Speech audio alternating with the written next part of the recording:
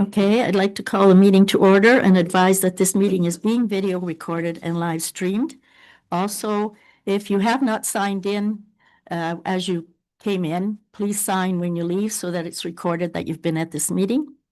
I ask if there's a disclosure of interest. As there is none, we have a resolution adopting the agenda as presented. It's been moved and seconded. All in favor? Opposed? Carried. We will now go into our public meeting, and the procedures will be read by the clerk at this time. This is a public meeting to consider amendments to the zoning bylaw under the Planning Act RSO 1990 as amended. This act requires that a public meeting be held prior to council passage of any zoning bylaw or official plan amendment. The rights of third parties to appeal decisions to the Ontario Land Tribunal have been restricted under the Planning Act. Only the applicant, the minister, and specified persons, public bodies, and registered owners of lands to which the plan or bylaw will apply and who make submissions at the public meeting or who make written submissions to the municipality before the plan is approved and or bylaw passed will be able to appeal the decision of the municipality of Oliver Coons to the Ontario Land Tribunal. Thank you. The first item is the zoning bylaw amendment ZBLA 03-2026 on behalf of Brody Miller for approval of a zoning bylaw amendment to rezone the last remaining portion of 117 Twin City Crossroads, legally known as Concession 4 North part of the river, Lot 6, MR 186, from rural residential to light industrial L1. I ask the planner to please read the report. Thank you. So as you mentioned, the purpose of the proposed amendment is to rezone a portion of 117 Twin City Crossroad from rural residential to light industrial to permit the operation of industrial uses on the subject land, which is a better suit for the location. 117 Twin City Crossroad was purchased in 2025 and the owner was granted provisional consent for 2 new lots shortly after. Following that, the applicant applied to rezone a portion of the rural lands to light industrial, leaving only the existing residence as rural residential. Months after these approvals, the Ministry of Transportation informed the owner that they had no access after failing to provide comment during either planning process. As a result, the owner has changed plans and now intends to use infilling to create 5 new lots from the subject property with a private laneway along the west property line with easement access to the lots, as well as a new municipally maintained road at the north end of the property. The official plan designation of this property is both industrial and rural, though the portion of land to be rezoned is entirely within the rural designation. The zoning of the property is light industrial and rural residential. Per section 4.3.5 of the official plan, new rural, commercial, and industrial uses may be permitted subject to site plan control in accordance with the policies of the official plan and a new zoning bylaw amendment. The size and scale of the rural, commercial, and industrial uses shall take into consideration the context that the proposal is located and land use compatibility with surrounding sensitive land uses that reflect the character of the rural area. Administration does not require site plan control on this property, as this property is primarily commercial and industrial area and abuts Highway 1117. Site plan control may be required in the future, but that would not be considered until such time as a building permit was received, as the future use of the property is unknown at this time. The proposal is compatible with the land uses in the area, so this amendment meets the intent of our official plan. With respect to zoning, this application is proposing to extend the light industrial zoning north, removing the remaining rural residential lands. The subject lands are surrounded by Highway 1117 to the south, light industrial to the west, rural residential to the north, and general commercial to the east. A review of the provincial planning statement has been undertaken, and there's no specific section that relate directly to this application, though section 1.1.4 speaks to rural areas and municipalities, which are important to the economic success of the province and our quality of life. Section 1.1.5.3 states that recreational, tourism, and other economical opportunities should be promoted. Notice was provided by placing signs on the property, mailing to residents within 120 meters of the property, and emailing agencies as required under the Planning Act 20 days prior to this evening's meeting. We did not receive any interdepartmental comments. No public comments were received. And agency comments were received from the Lakehead Region Conservation Authority, as well as Red Sky Métis Independent Nation, both stating no concerns or objections to the application. So it would be administration's recommendation that this application be approved. Thank you. I would also ask, were there any communications received from supporters or objectors locally? No. No, okay, thank you. I'm not sure if the applicant is here. If the applicant is here, would he like to make further comment on this application? If not, that's fine. Is there anyone who supports this application that would like to come forward and speak on it? Pardon? Questions? I have questions. So I don't know. On the application? They're more. I'll leave you in, if you're allowed. As an objector or supporter? I'm in the middle. Oh, if you'd like to come forward, could you give your name, please? If you'd like to come forward, please. If you would state your name, please. For the record, my name is Sabrina. Oh, for the record, my name is Sabrina Ree, R-E-E, and I have written here, 1 second.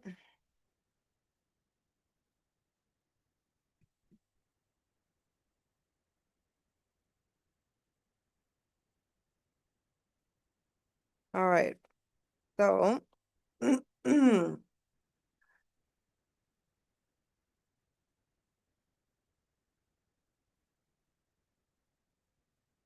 I guess this is the positive. So I have a farm and I'm like I think 6 or 7 houses down the road on the right hand side. Oh, No, you're Oh. confused. This is no, so okay. we're not anyway, talking, yeah, we're not talking about Okay, that. so the positives are right here are shorter transport for the animals. No, I'm sorry, you're here for the wrong application. So, Application, not. This is, okay, all right, okay, I'm gonna sit back down, Okay. sorry. Oh my, fine. okay, I'll It's come back fine. up. Thank you. Is there anyone else that would like to speak for or against this application? Okay. Council, do you have any questions in regards to this application of the planner or councillor? Yes. Thank you. With regard to the application, the planning report indicates that infilling is the reason to have 4 plus retained, so 5 lots on that property. Now, back in, and I brought this to council's attention previously, back in 2022, there was a bylaw passed, bylaw 17 of 2022, which allows for infilling in the settlement areas. This property is outside the settlement areas, and so the maps that are provided with the zoning bylaw are not the same as the maps that are attached to this bylaw. So to me, this land is out of the settlement area. And if nothing else, this should be a plan of subdivision, not a additional severances to this lot. The lot acreage is not on the application. There's no indication as to whether a well or septic are on this property. And I understand the buildings are going to be removed, so that may be irrelevant. It just doesn't make sense that this application be accepted as it is when it's outside the rural settlement area, which allows for infilling. Okay, thank you. Is there any questions, Councillor Viss? Yeah, it's just I guess, first of all, it's a question of curiosity, and that's back to Councillor Peacock. 6 lots, is that not considered a subdivision? Am I wrong in that? Our official plan says 2 plus 1, but we allow up to 5 typically for infilling if it makes sense and council has, Okay, but this is 6 now. this is 5. thought it was 5+1. Okay, that's fine. If that's not No, fine. it's 5. What I do have a bit of a problem with, this is such surprising, this is the third time the same applicant has come forward with a different one. And the problem I have with that, we have 2 residents that are next to this property. What will their rural lifestyle be like when you have this industrial next to them?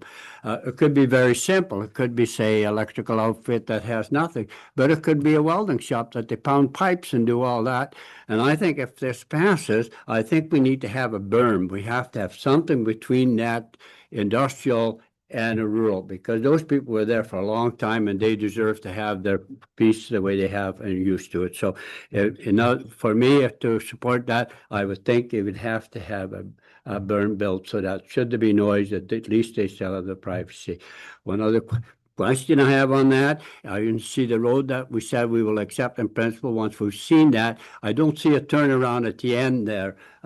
Is as long as the road superintendent knows that, because it's not drawn there, there's a turnaround at the very end on the private road. So those are my concerns, but yes.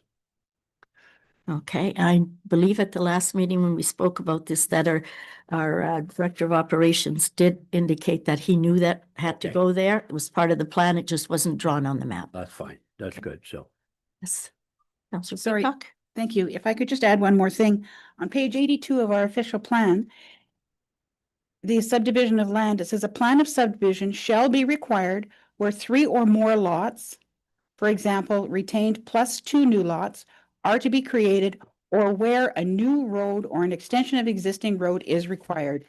So I'm thinking that this needs to be a plan of subdivision, but I'm not the planner, so. No, this was just an opportunity to ask some questions. We will be discussing this application further in the meeting. Okay, anything else? Okay, so there will be a bylaw further on in our regular meeting to discuss this application. The next one is a zoning bylaw amendment, ZBLA 04-2026, on behalf of 10011111672 Ontario, Inc., for approval of a zoning bylaw amendment to do a site-specific rezone to permit an abattoir as an allowable use on the land locally known legally as parcel 23008, section TBF SRO, part north, half lot 8, concession 2 Oliver, part 1, 55R6748, parcel 7340, section DFWF, part south, half lot 8, concession 2 Oliver, lying on the north corner of CPR, where the current zoning of light industrial does not permit an abattoir. I will ask the planner if she could have our report, please. Thank you. So again, as mentioned, the site-specific amendment is to permit an abattoir on a light industrial piece of land that currently abuts 276 Mud Lake Road.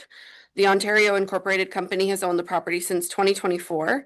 The property has been vacant since being purchased. The property is located on Mud Lake Road between Oliver Road and John Street Road, just north of the CP rail. The official plan designation of the subject property is rural, and the zoning of the property is rural on the north piece and light industrial on the triangular piece where the abattoir is proposed. Per section 4.3.5, new rural, commercial, and industrial uses may be permitted, subject to site plan control in accordance with the policies of the official plan, if a zoning bylaw amendment is undertaken. The size and scale of the rural, commercial, and industrial uses shall take into consideration the context that the proposal is located and land use compatibility with surrounding sensitive land uses that reflect the character of the rural area. As this property is in a primarily agricultural area and abuts the CPR main line, this proposal is compatible with the land uses in the area. This amendment meets the intent of the official plan. The amendment proposes adding the use of abattoir as a permitted use in the on the subject property. An abattoir is not currently defined in the zoning bylaw, and the following definition is proposed to be added to section 2 as follows. 2.2.1, a building or structure or portion thereof where animals are slaughtered for the purposes of processing meat into food for human consumption, and where meat products are produced, processed, handled, stored, or sold. Currently, an abattoir is only permitted in the heavy industrial zone, which is why this amendment is being requested. Per table 3.16.2 of the zoning bylaw, parking spaces are required for any new build.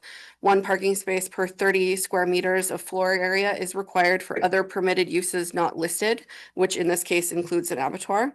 This will be reviewed at the time of a building application, but with the parcel being well over 28 hectares, space for parking should not be a concern.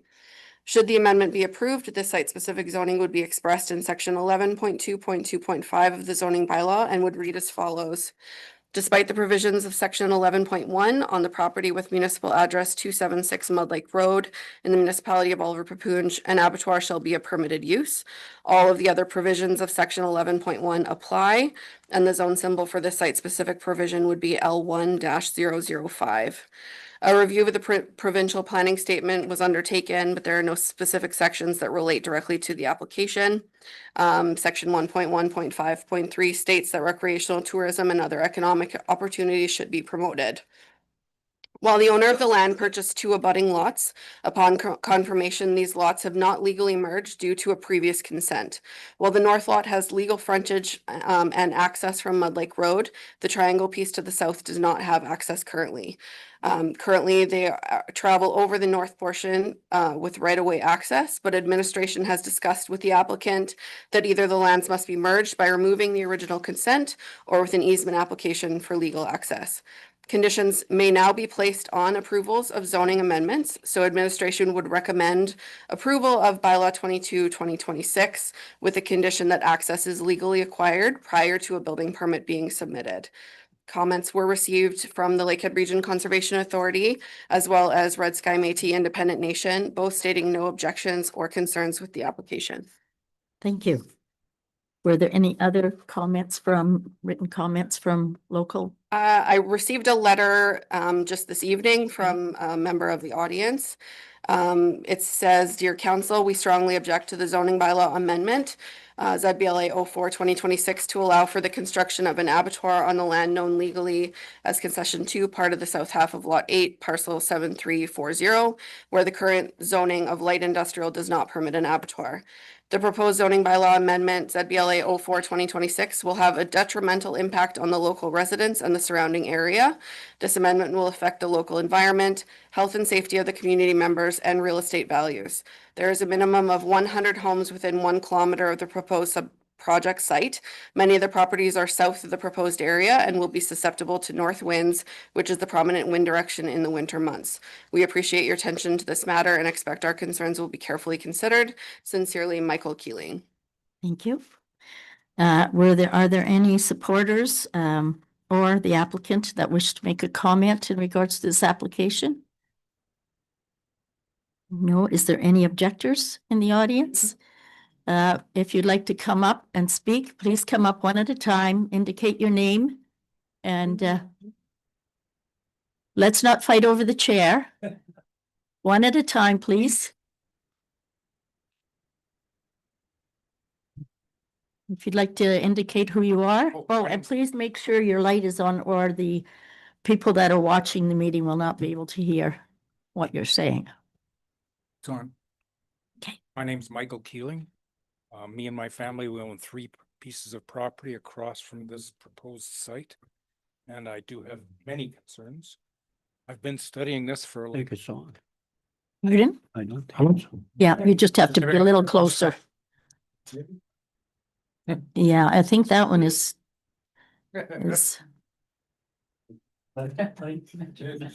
Short mic like me.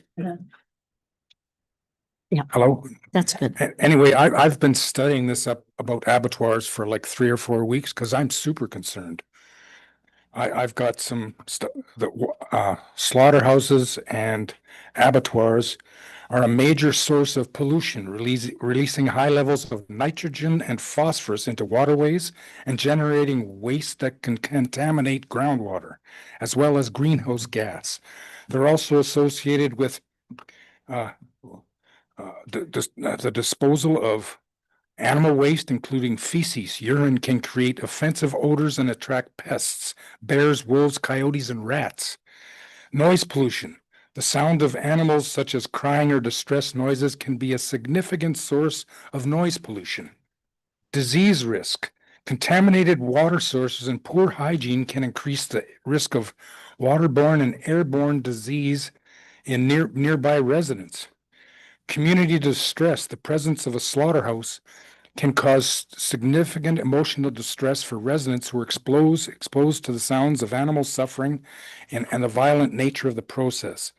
It's argued that children should not be exposed to the trauma of hearing animals in pain or witnessing the realities of a slaughterhouse process. The impact on property values, the negative impacts of a slaughterhouse on the health and environment can significantly lower property values in the surrounding neighborhood. A slaughterhouse is an industrial operation, and placing it in a residential area is incompatible land use that disrupts the character of the neighborhood. The water, they say there is a huge aquifer to the east of this property, which, along with the railroad runoff, which runs until mid-July, travels through the village and becomes Pennock Creek. The village of Murillo, 80% are on the aquaplane, meaning above bedrock, groundwater. Should this thing contaminate any which way, that is a huge detrimental factor to the people, the village, or the 3 residents across the road, which have a 25-foot well, 45-foot well, and a 55-foot well, all on spitting distance from this mess. And the railroad, it's designed to bleed the water through, and it comes to my property, then down to the road, across the road, and runs right alongside this on the south side of this development, then crosses into that little creek that goes through the village. There is a huge amount of water, and they haven't even mentioned holding ponds. Our other abattoir has holding ponds for his process, and he only does 30 animals a week. And I went there because my information said to slaughter a cow takes between 150 and 450 gallons. I thought that's too wide of a spread. So I went to ask Paul, in your operation, how much water do you use? He said, for 30 animals, and it's metered, I go through 1,000 gallons of water. And I said, what about the waste? The creek's right there. He goes, they dip the creek regularly to make sure he's not allowed.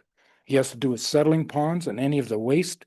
He has a dedicated spot at our dump for 30 animals. This one here, they don't tell you how many animals they want to do, how much water, where are they going to get this water? Is this water going to be sucked out of what everybody else draws on the aquaplane? And should this contaminate the aquifer? Calvert Side Road's right at the back of this, and it's all swamp. In behind, well, Boomer knows, he lives there. This to me is a disaster. We shouldn't be worried about stakes. We should be worrying about making a big mistake. Thank you. Thank you.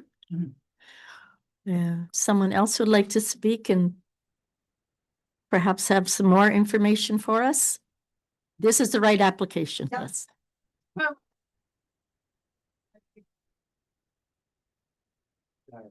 Okay, for the second time, my name is Sabrina Ree, for the record. And so at 9:30 a.m. this morning, I called the applicant because I am a neighbor down the road and I wanted to get it from the horse's mouth what the applicant planned to do with the property. And once I got more information, I was able to get on board with it better because I've heard lots of hearsay in the community, and I think it's good to get the facts. So as I was saying before, I'm a farm down the road.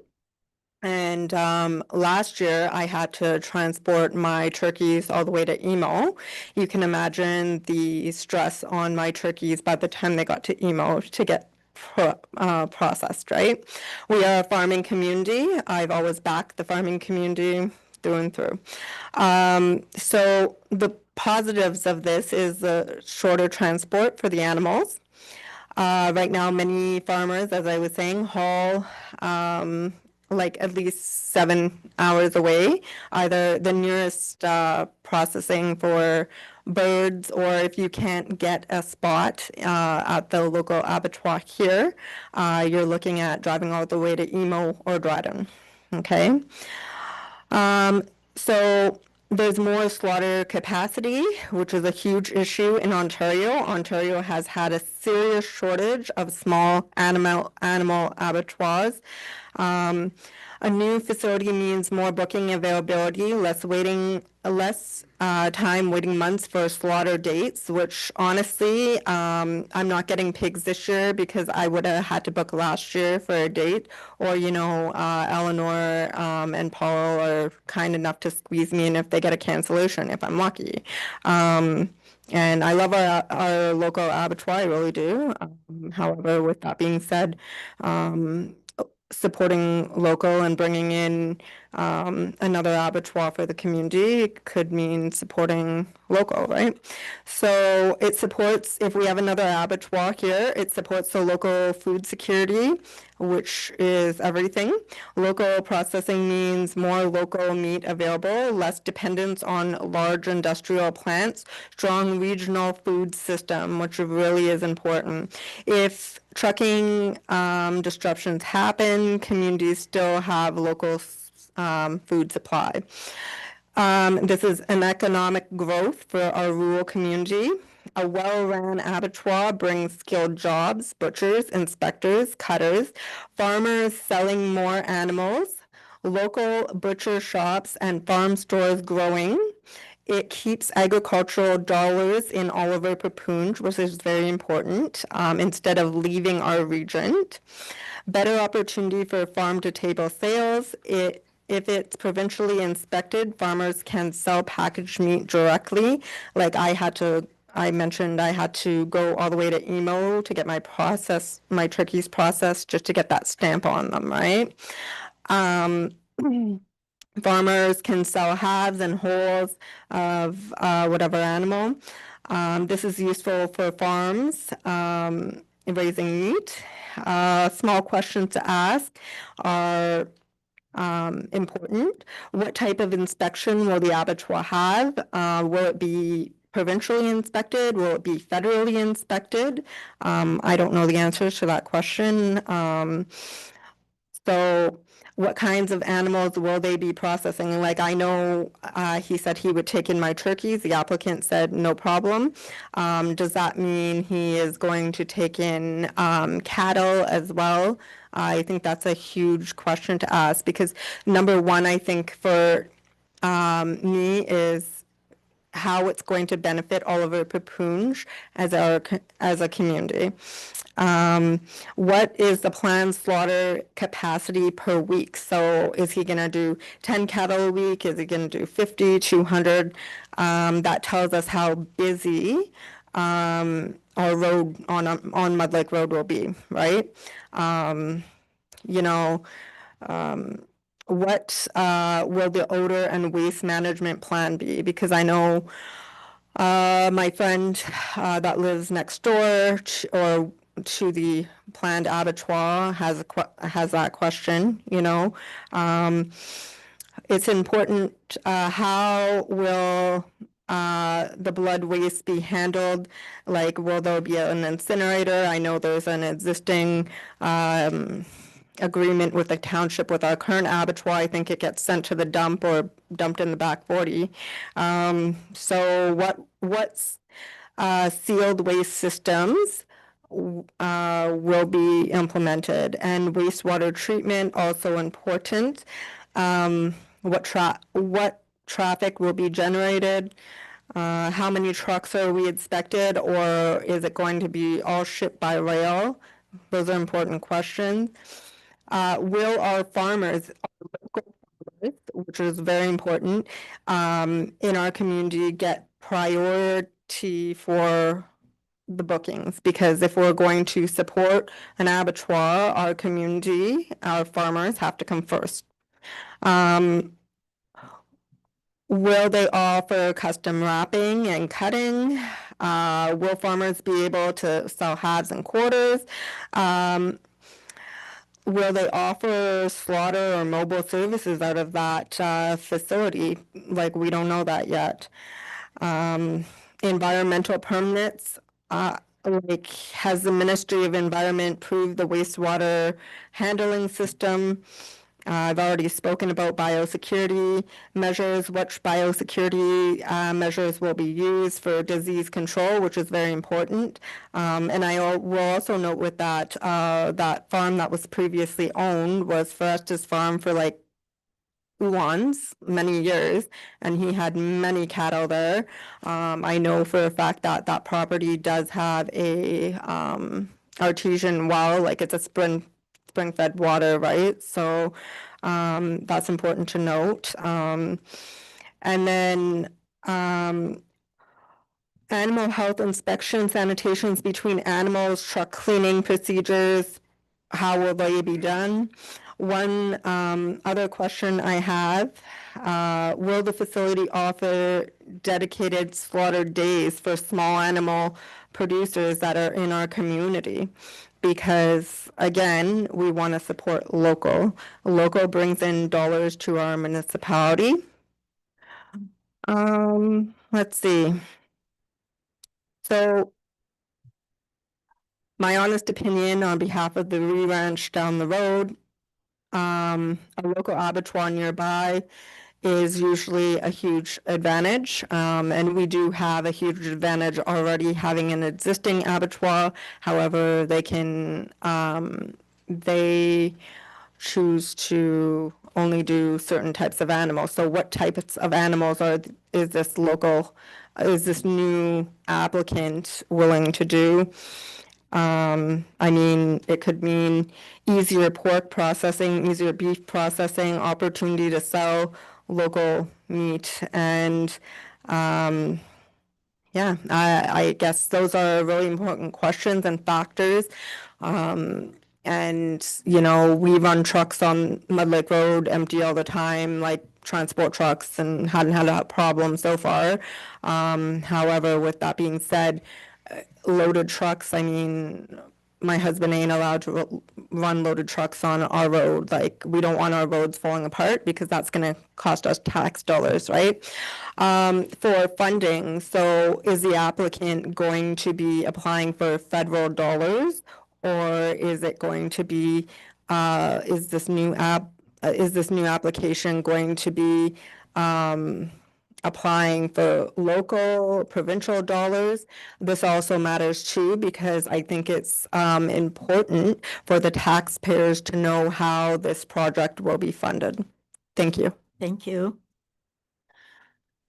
Is there anyone else that would like to step up and speak on the application? And we would prefer, if you have, that it be more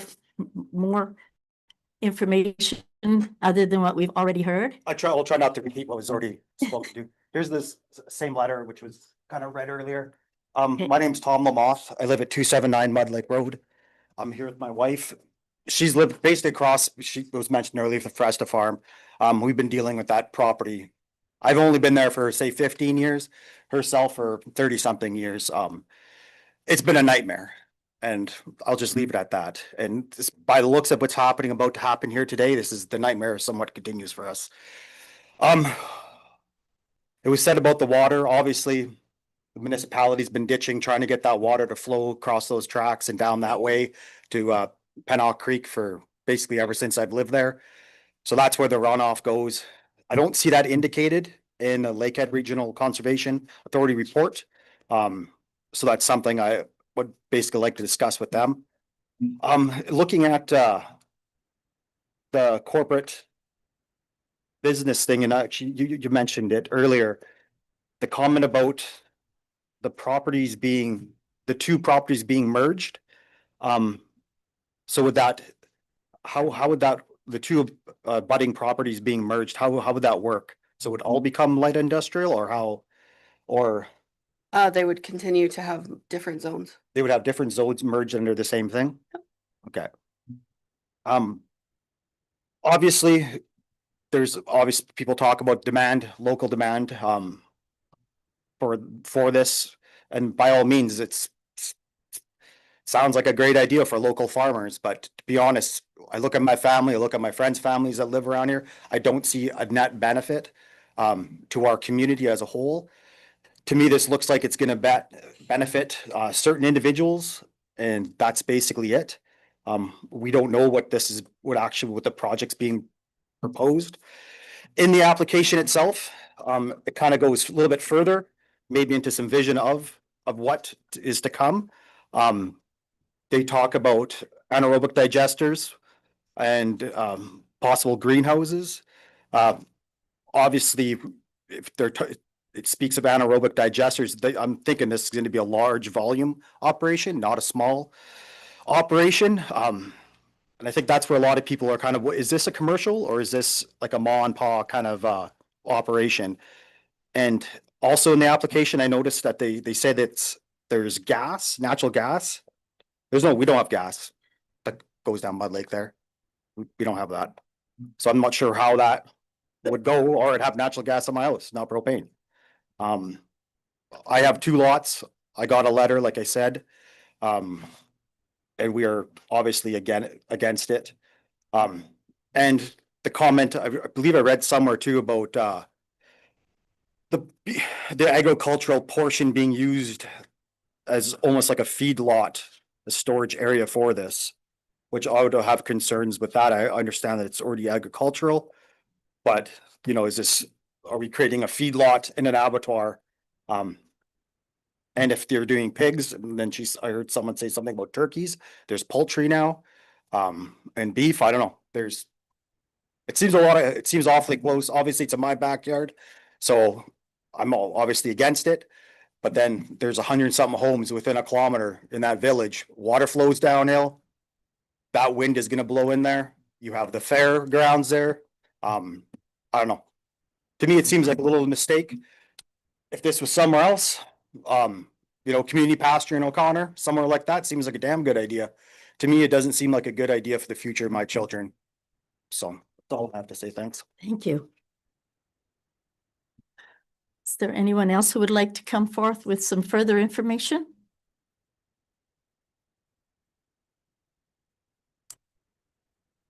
Good day, my name's James Fraser. I live directly across from this property at 265 Mud Lake. I got the letter. Obviously, I moved out to this community in about 3 years ago. I moved out here to get away from certain things and that kind of stuff. I've lived Shibandwan and all that, and in the city. I buy fresh beef, I buy local, I raise chickens myself and all that fun stuff. I also have 15 years under my belt at CP Rail. I used to patrol that beat directly through. I know how all the waterways work around that track and everything, and I'm myself, and I know from other half, we are strongly against this. I know how the runoff works from the train tracks. I used to have to go through and deal with the beaver dams for the railway, so you didn't have washouts and have possibilities of an accident happening in your community and now in my community. Accidents do happen at all times. I can tell you right now, I've reached out to people I used to work with when I patrolled CP. There will never be a spur put in there or anything in the future. So there will be no rail traffic for any of this transportation. It will be all by truck.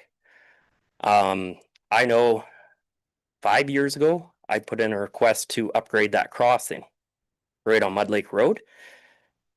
And that is under township's budgets and all this, and we've been working our way out from the city when I was with them. I had put in for that to be one of the first because it's so rough, just like Fairview was. And it's still never been done. I know there's talk maybe in 27, 28 it being done. Already that crossing, I can't even get them to put new wood planks in it. They did the one track. They haven't done the other. They haven't even paved it properly to accommodate the new planks. So already the road condition and everything in the area is not up to standard for putting heavy cattle trucks over. And from what I have heard, this is more going to be a private facility and doing a little bit of for locals around here and all that, but not much. So that being a private facility, same thing. My quality of life, I look out my front window right there. Do I want to look at that every day? Do I want to be able to go outside and enjoy the weather if the wind picks up and the smell or anything from that? Can't guarantee it's not going to be there.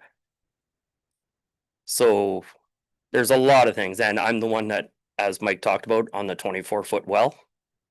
And thankfully, I do have, there's chance of environmental from over the years of the farms around and all, and the train tracks and all. Do I want to risk adding more chances of contaminating my water? Or do I pack up my bags and move out of this community? So I'll leave it at that. Thank you very much. Thank you.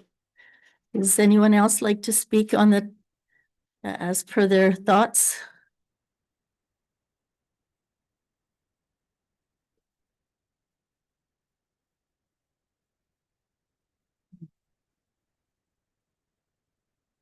Tom Flona, I live at 267 Mud Lake, which is even more directly across than what he is. He's my neighbor. My biggest concern is what's been brought up several times is the water. I'm obviously on a well. The other thing being is the noise. My wife and I moved up there 15 years ago to have a quieter lifestyle. Since the farm across the road when Dominic left, it's been really quiet. And I love that. The increased truck traffic that this is going to bring in there is going to destroy our side road. Not only that, it's the feces and the smell from that 7-day-a-week operation, as I understand it, is pretty much going to destroy what we've moved out here for in the first place. I enjoy being in this community. I love my neighbors, who are, a lot of them are here tonight, obviously. And it's the water's number one, the smell, the increased traffic. And not only that, if I'm sitting in my front yard, I really don't want to look at a bunch of half-dead animals walking around, because that's just not why I moved to Murillo in the first place. Thank you. Okay, thank you very much. Anyone else like to make a comment?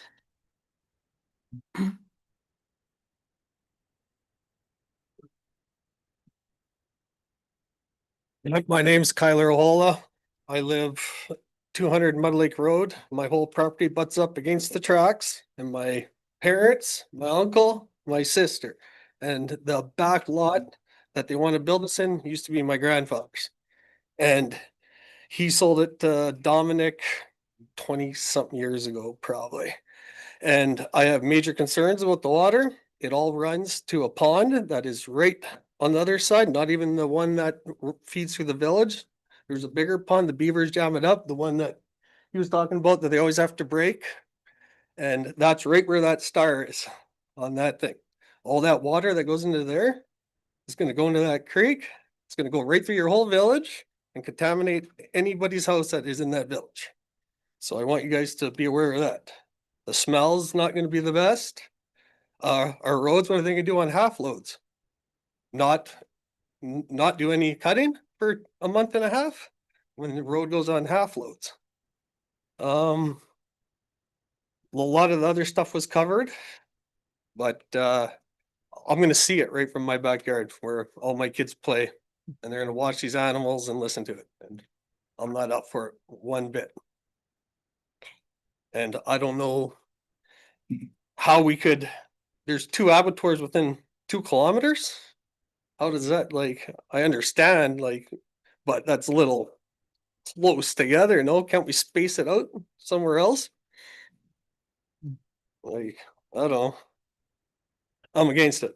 So Okay. Thank you very much. Is there anyone else that would like to? And I will be short and sweet because most of them have gone over the same points that I was going to bring up, but Don Kamula, 331 Mud Lake Road, and I've lived there for 32 years. I like the area, the community, all around there, and I'm opposed, simply I have a shallow water well and the possibility of contamination is certainly there at any given. And I would wondering if my well, because I'm going to have it tested, so have a baseline. If it does become contaminated, who will be responsible for supplying me with water? Will it be the township or the proprietor of the property? So I think that's something you should look at. I'm also, the Mud Lake Road is a decent road, but any of you who've traveled down Town Line Road can see what damage the pounding of heavy trucks continually up and down that road and that's just the Thunder Bay feeds, right? So I think you have to look at, you may have to spend a lot of tax dollars to upgrade our side road. And I'm not sure if you would get enough taxations for taxes from the abattoir to make up that cost, plus my reduction in property values, which would mean a reduction in my taxes that I pay to the municipality. So on that note, I'll leave you. Thank you. Thank you very much, Don. Is there anyone else who would like to speak in regards to this on something that hasn't been stated already, maybe? No? Okay. But thank you very much for coming forth with your concerns. I ask council, do you have any questions of the planner in regards to this application? Not for discussion, but just questions, because we'll have the discussion later on. Councillor Kamphoff? To Carrie, is there any mechanism for us to specify or have anything in the Planning Act with regards to scale of an operation like this? Other than requirements through the building code, like cisterns and that type of stuff, we really don't have anything that limits the size of our buildings, other than like a maximum height, which is in our zoning bylaw. Thank you. So Peacock? Thank you. Was a pre-consultation done with this applicant for this? Okay. CP Rail has requirements with regard to development as far as a berm, noise, vibration studies. Just wondering if any of that had been addressed. You said we didn't get any correspondence from the railways, so. They only provide comment when it's residential. We've not received comment. We circulated to them. And how will this applicant get a building permit when they don't have frontage? It said in my report that a requirement of the zoning is that the lands either merge or there's an easement for access. Do both properties, are they both owned by the same person? Yes. Okay. And once again, how big is this property? I have nothing on this. My application. report said 28 hectares.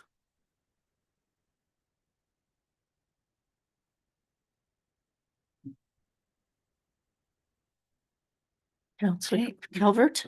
Yeah, and I liked all those who presented tonight. It was very good because my concerns are just the same as yours, being a close resident to that. I was just wondering why those two properties weren't merged when they were sold back in the day. Well, there's a consent on one of the lots. So once a consent, always a consent prevents any mergers. You can now cancel consents, which the applicant has been advised of. But it's up to them how they proceed. They were under the impression that they would merge, but there is a consent that is historical on the property. Okay. And like it said, for an abattoir, it basically has to be in a heavy industrial zoning is the preferred. That's what our zoning bylaw currently permits, yes. Right, okay. I'd like to note that. Thank you. Any other questions? Councillor Viss?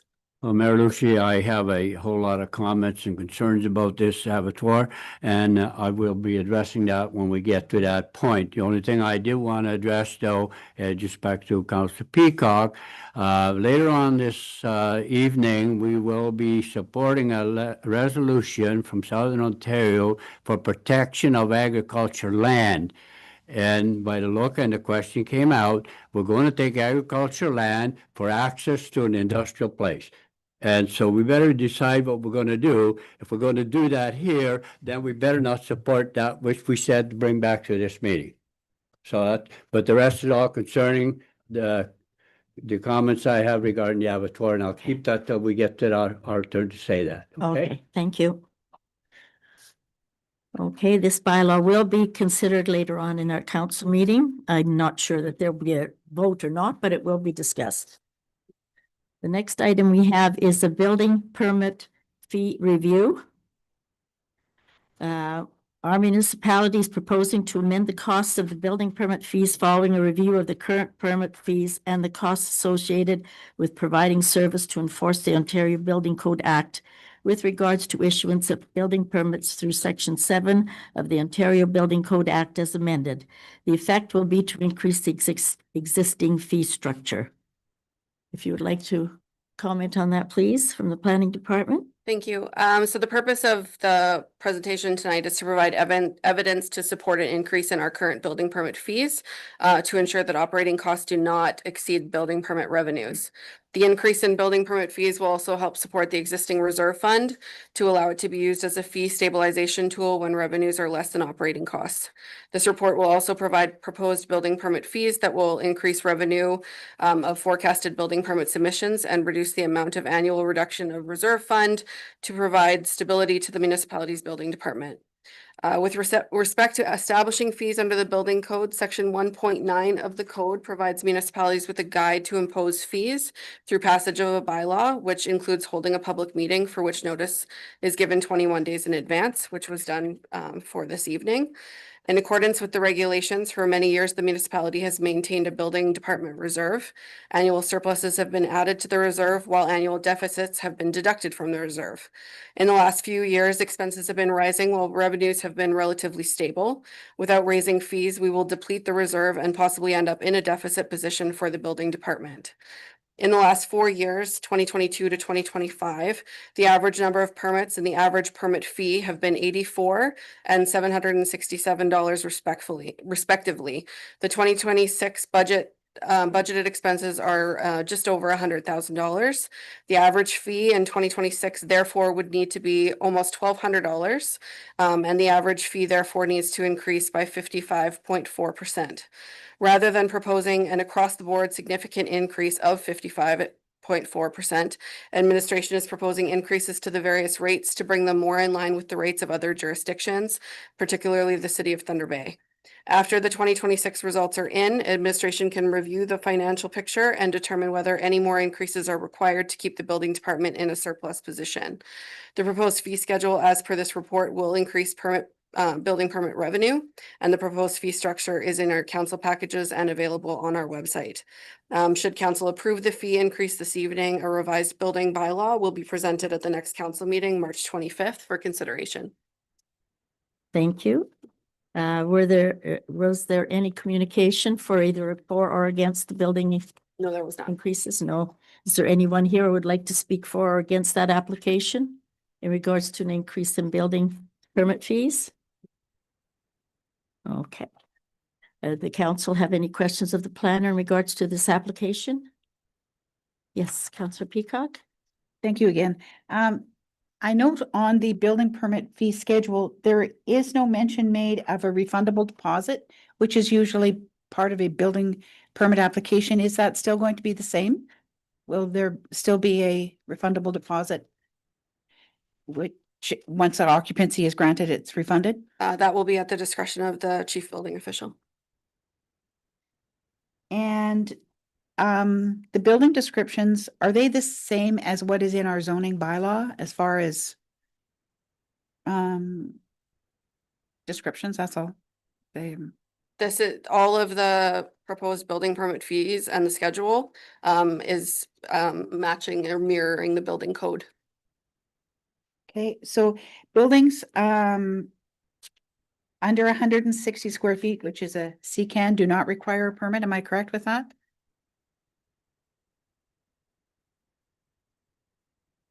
CCAN specifically, I won't speak to, but a shed, that would be considered a shed only, 160 square feet, yes, a permit's not required. Now, we've had two companies come to us with regard to wind towers and battery storage facilities. Where would that fall under, as far as a fee would go, would that fall under the final line here where it says $10 per 1,000 for construction value? Is that where we would put a fee on for a building permit for those types of activity? Because some of those are up to, you know, could be millions of dollars. And so I'm just wondering what type of fee would be associated to those types of construction. So a battery storage facility, I guess we would just be looking at the building shell itself, if that's what that case is. I'm not too familiar with that type of building. And a wind tower or turbine, you said? I don't know if those require permits. I'd have to double check. There's designated structures. And I don't know if it's defined as a designated structure, a wind turbine specifically. Okay, I'll leave those with you. Thank you. Any other questions? Again, we will be discussing this at our next meeting later this evening. I have a resolution moved and seconded to adjourn the meeting, the time being 5:54 p.m. All in favor? Opposed? Carried.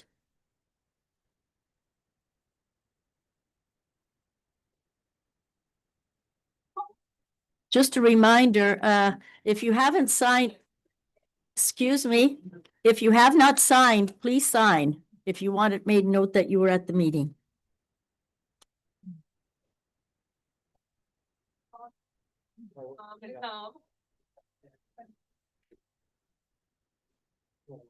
Okay.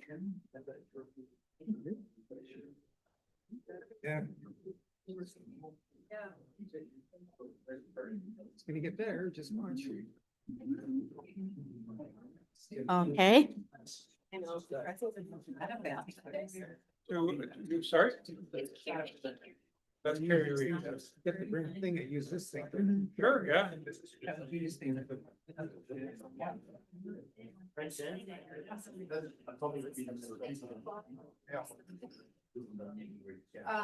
have to do it today.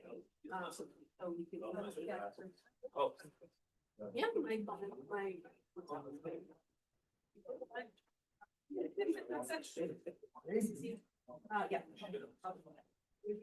Okay, thanks. Okay. I will now call the meeting to order, our regular council meeting, and advise that the meeting is being video recorded and live streamed. Ask it, council have discriminate or disclosure of interest? Is there any? As there is none. We have a resolution adopting the agenda as presented. It's been moved and seconded. All in favor? Opposed? Carried. First item we have is a Committee of Adjustment Application 1B0826. It's an email from Jessica Westbrook relative to the above application. And she will be making a deputation on this item. Yes.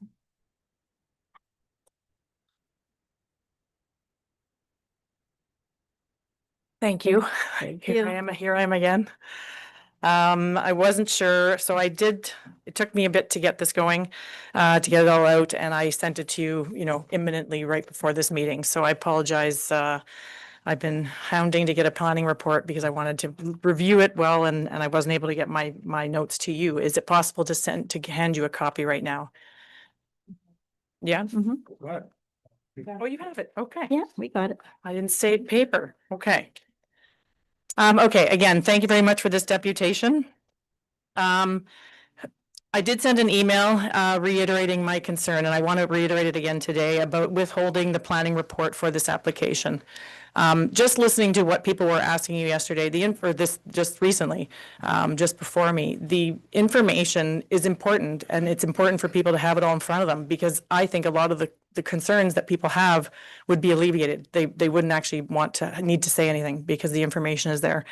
So I am asking again, Section 10A of the Committee of Adjustment Procedural Bylaw does not say that the planning report cannot be made public. It simply states when it will be made available to the Committee of Adjustment. So I am respectfully asking again that I receive a copy of this report either this evening or tomorrow morning in preparation for the Committee of Adjustment meeting on Thursday. With regards to this application, 1B0826, I just want to say that it's regarding Jansen's purchase of Hawkwell's property in lot 12, 13, and 14 at the end of November. This property has no legal access currently. We are cautiously relieved that they are now the new owners. At this point, it is assumed that their intention is to use the property in agricultural capacity for their bison sometime in the future, and we definitely want them to have access to this property. We feel it is an extremely good match between having buffalo and the prairie plants that actually used to grow there, and why the ANSI is actually in place right now. But this needs to be approved without compromising Hearthstone Drive through the residential portion of Stanley. And most importantly, it needs to be approved without contravening the Planning Act, the PPS, and the Oliver Papunja's official plan to protect the ANSI. This application is applying for an easement across municipal property with an MNR designated ANSI to Hearthstone Drive to allow a driveway to be built through it from Jansen's property in lot 12 and 13, which is under one PIN number on title to Hearthstone Road. Lot 14 is not part of this application and is actually under a different PIN on title. If there's no evidence to the contrary, then lot 14 would be considered a separate property and is landlocked. So 12, 13, and 14 have only ever been accessed through an internal road crossing the Oliver Papunj pit and Hockwell's previously owned properties to their entrance on Highway 588. Those two entrances currently are under review with the new owners who have purchased it from Hockwell. And we are unsure as to what those entrances will happen there, but we do know that lot 12, 13, and 14 can no longer use this internal road to those entrances as per the MTO and the Public Transportation Highway Improvement Act. So the issues with this application, number one, I am big on errors and omissions. I am big on that. I say it every time. And if there's a planning notice and an application that has these errors and omissions, it confuses the situation. I'm not going to go into the exact, all the details, but really on the planning notice, it states it's for a lot addition. It includes, yet it's not for a lot addition. It includes property description for only lot 12, but it also includes 13. It doesn't indicate the distance of the easement from the Pineview Road allowance along Hearthstone, and Hearthstone Drive is indicated as Hearthstone Road. The application itself, there are a slew of issues that I have. I'm not going to go into them, but I believe that suffice it to say that these reasons alone should constitute a resubmission of this application and redistribution of the public notice. Again, the information before us needs to be accurate and complete and concise so that there isn't confusion and it doesn't rile people up. Traffic through Hearthstone Drive. So Hockwell still holds the aggregate license for lot 12, 13, and 14. An aggregate license is not surrendered when the land is sold to someone else. Hockwell cannot surrender his license until the MNR approves the rehabilitation of all the lands in these lots, and that rehabilitation is ongoing currently. Property in lots 12 and 13 can't be rezoned from extractive until the aggregate license is surrendered. So if Jansen's intention is to rezone to agriculture, they would have to wait until its rehabilitation is complete and the license is surrendered, and there is no guarantee when this will happen. If and until the land in lot 12 and 13 are rezoned to agriculture, these lots continue to be approved for aggregate extraction and any uses listed under the extractive zoning in table 11.1. These include some things, but it's bulk sales establishment, a portable asphalt plant, and stockpiling. Now, I want to make it clear, I realize the intention for Jansen's is that they want this land for farming. And I have come to learn through the municipal lawyer for the Germain Road issue that an agreement can be a condition of consent forged between the Jansens and the municipality restricting access for uses other than what the land is zoned for. In this case, restricting access to extractive zoned areas for agriculture use traffic only.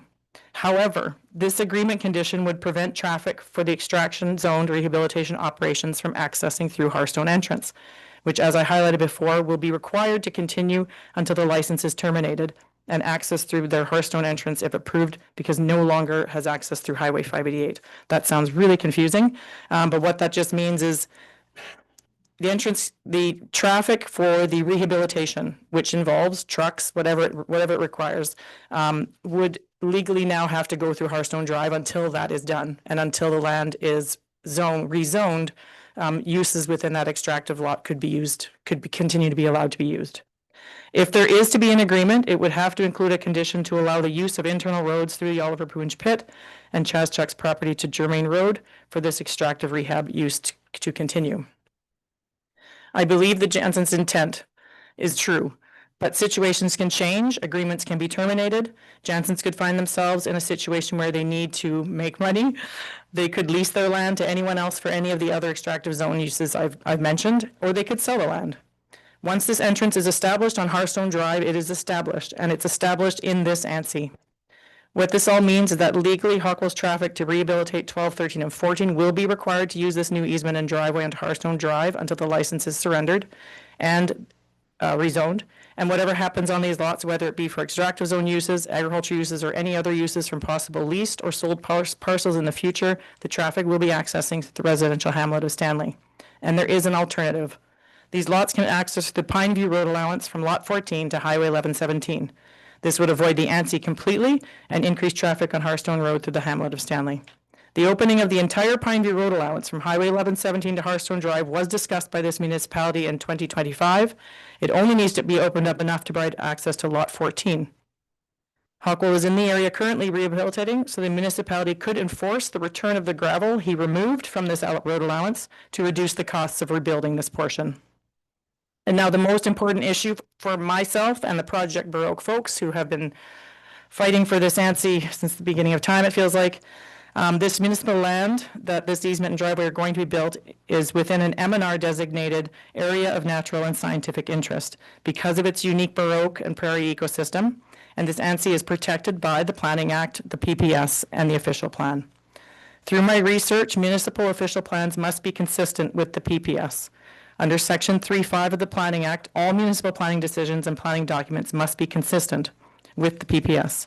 It states, a decision of the approval authority shall be consistent with the policy statements issued under subsection 1 that are in effect on the date of the decision, and shall conform with the provincial plans that are in effect on the date, or shall not conflict with them. This means that all municipal planning decisions, including consents, variances, easements, and approvals, must be consistent with the PPS. And this is important because the PPS contains explicit protections for these areas.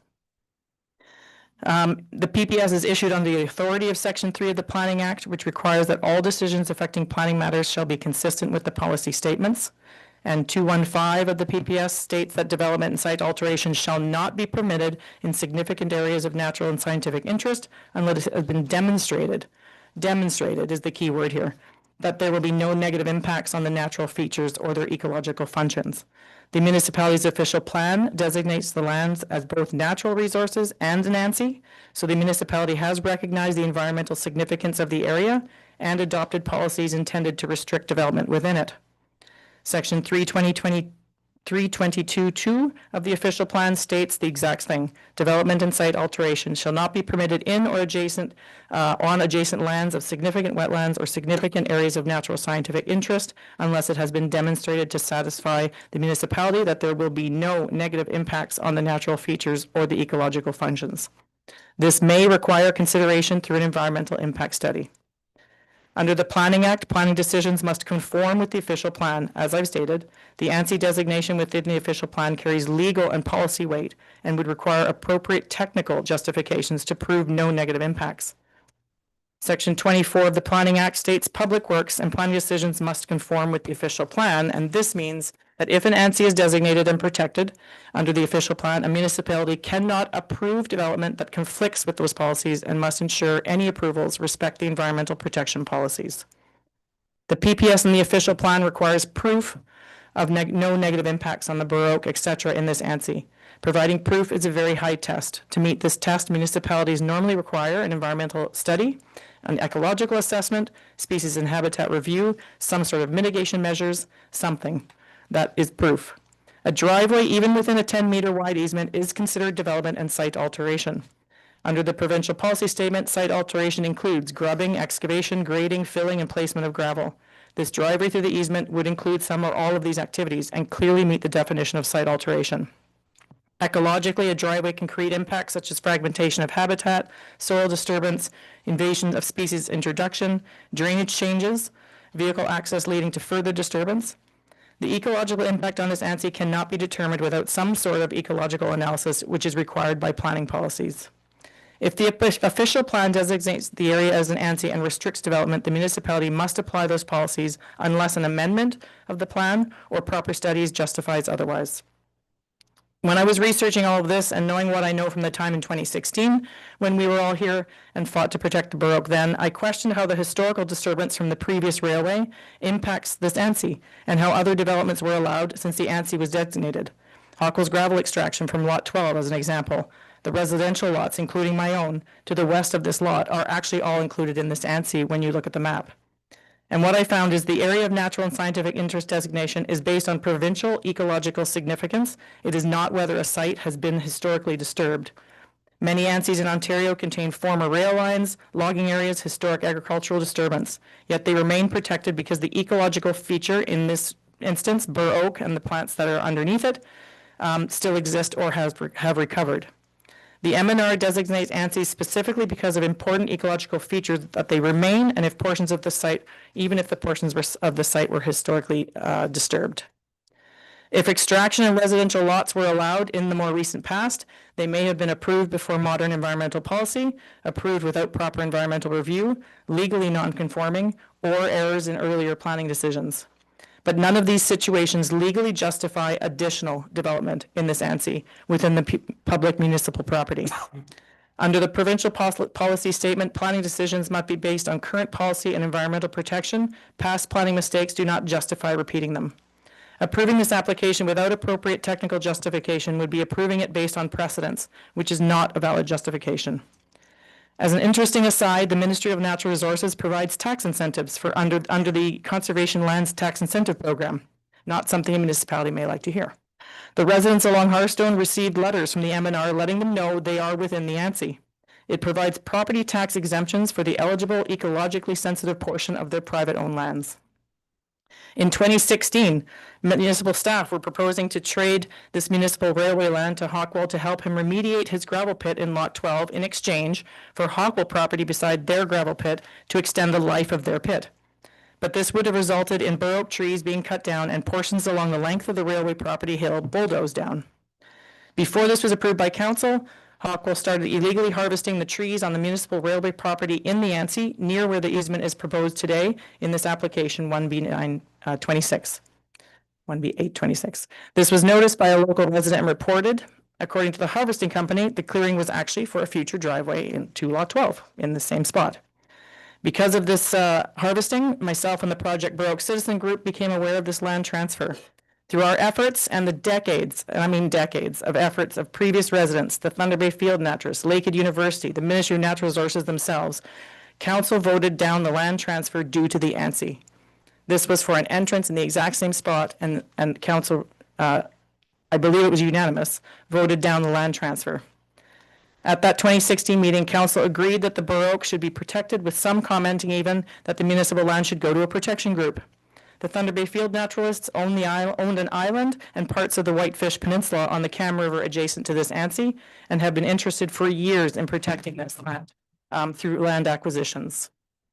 So all of this to say, along with the issues I have raised regarding the errors in the application and planning notice and the traffic issues, this application should be denied due to the presence of the ANSI and the protections afforded to it under the Act, the PPS, and the official plan, all of which require at least some sort of environmental impact study or equivalent ecological analysis to be completed before development can be considered. If precedent is being used to justify anything, then the appropriate precedent is Council's 2016 decision to reject a land transfer, despite the potential for aggregate-related benefits, in order to protect this ANSI. And there is another option for access into this property that avoids further destruction of this ANSI and increased traffic through the Stanley residential community. And it's the option that should be granted so Jansen's can get the access that we actually all want him to have. Thank you. Thank you very much. We now have a resolution moved and seconded that the minutes of the council meeting held on February the 25th will be distributed at our next regular meeting. Yes. Sorry, but with regard to the easement, I'm just wondering, we all received an email from the people from the Thunder Bay Field Naturalists? Okay, I just didn't know if that would be read out or if it was just for our information. Yeah, this is was a deputation, so we won't be discussing it right now at this moment, but yes, I'm sure we all got an email from. Just wanted to be sure it wasn't left out. Thank you. Yeah, no, we've got it there. So the minutes will be distributed at our next regular meeting. First item we have in our reports of municipal officers is the building permit fee review. And we have a resolution that approves the proposed fee increase as outlined in the report, and that the necessary bylaw for ratification will be presented at a future meeting. Any discussion on this resolution? It has been moved and seconded.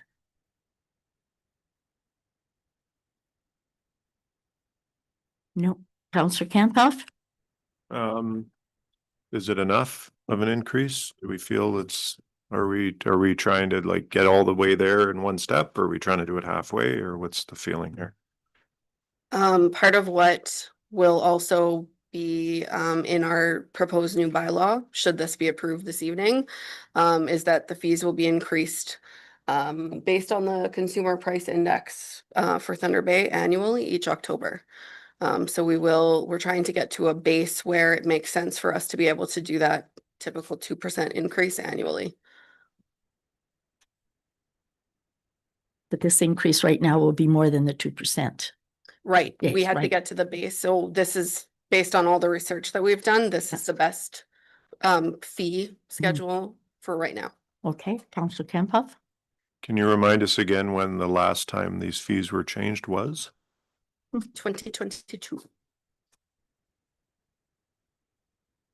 Any further questions, Counselor Calvert? I was just saying, so this will become effective as soon as you pass this, or?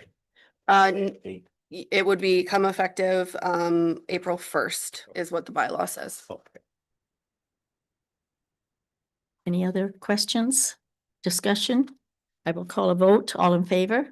Opposed? Carried. We now have the building department report for February, page 18 of our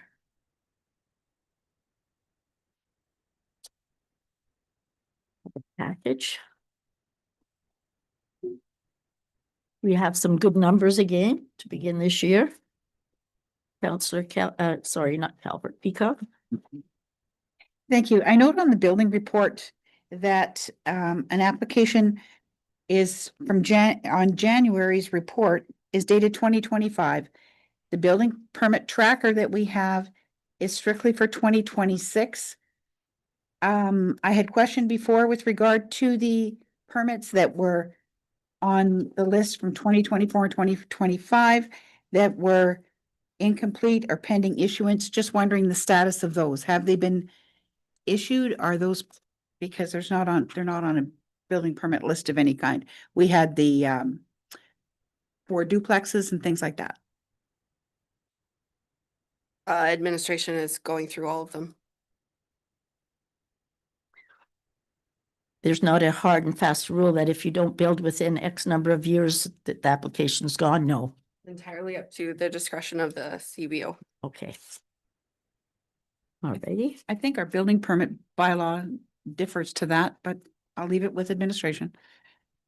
Okay. The building permit bylaw allows the cancellation beyond a certain date, but it doesn't force the cancellation. If you had a difference with just the distinction. So if this decision is to not cancel, Yes, it just won't be canceled for the time being. for the time being. Okay. Next item we have is Committee of Adjustment, the minutes of the Committee of Adjustment meeting held on December the 11th.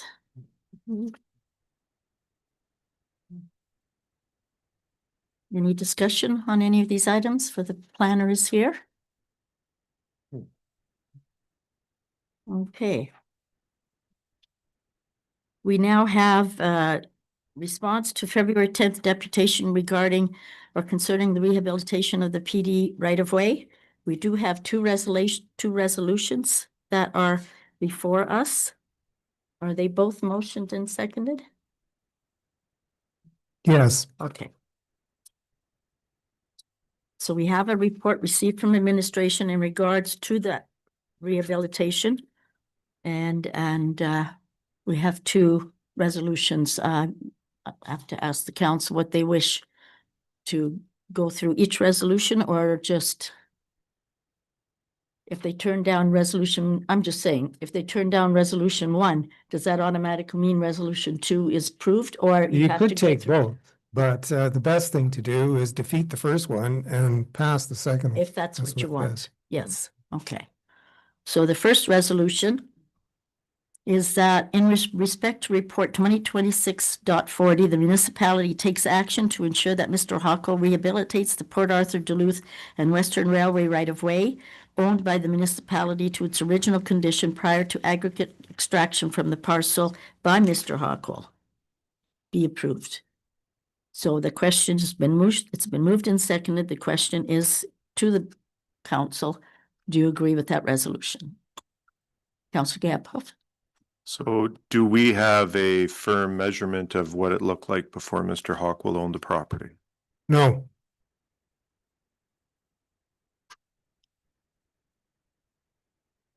Any further questions? Okay, I will call for a vote. The resolution has been moved and seconded. All in favor? Opposed? Opposed? So that one. Okay, so now we have resolution number 2.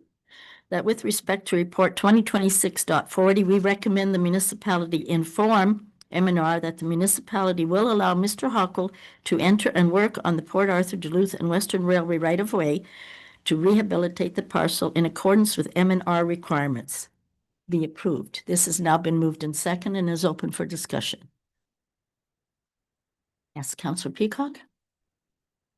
First of all, that's kind of confusing to myself anyways, perhaps others as well, but when we go further into the next application for Mr. Jansen's to do the easement, if Mr. Hockwell is to put that road back into the original condition that it was in, then we turn around and allow Mr. Jansen's access to the property. It's kind of, is he not working on the same property that Hockwell has already had to rehabilitate? I don't understand that part.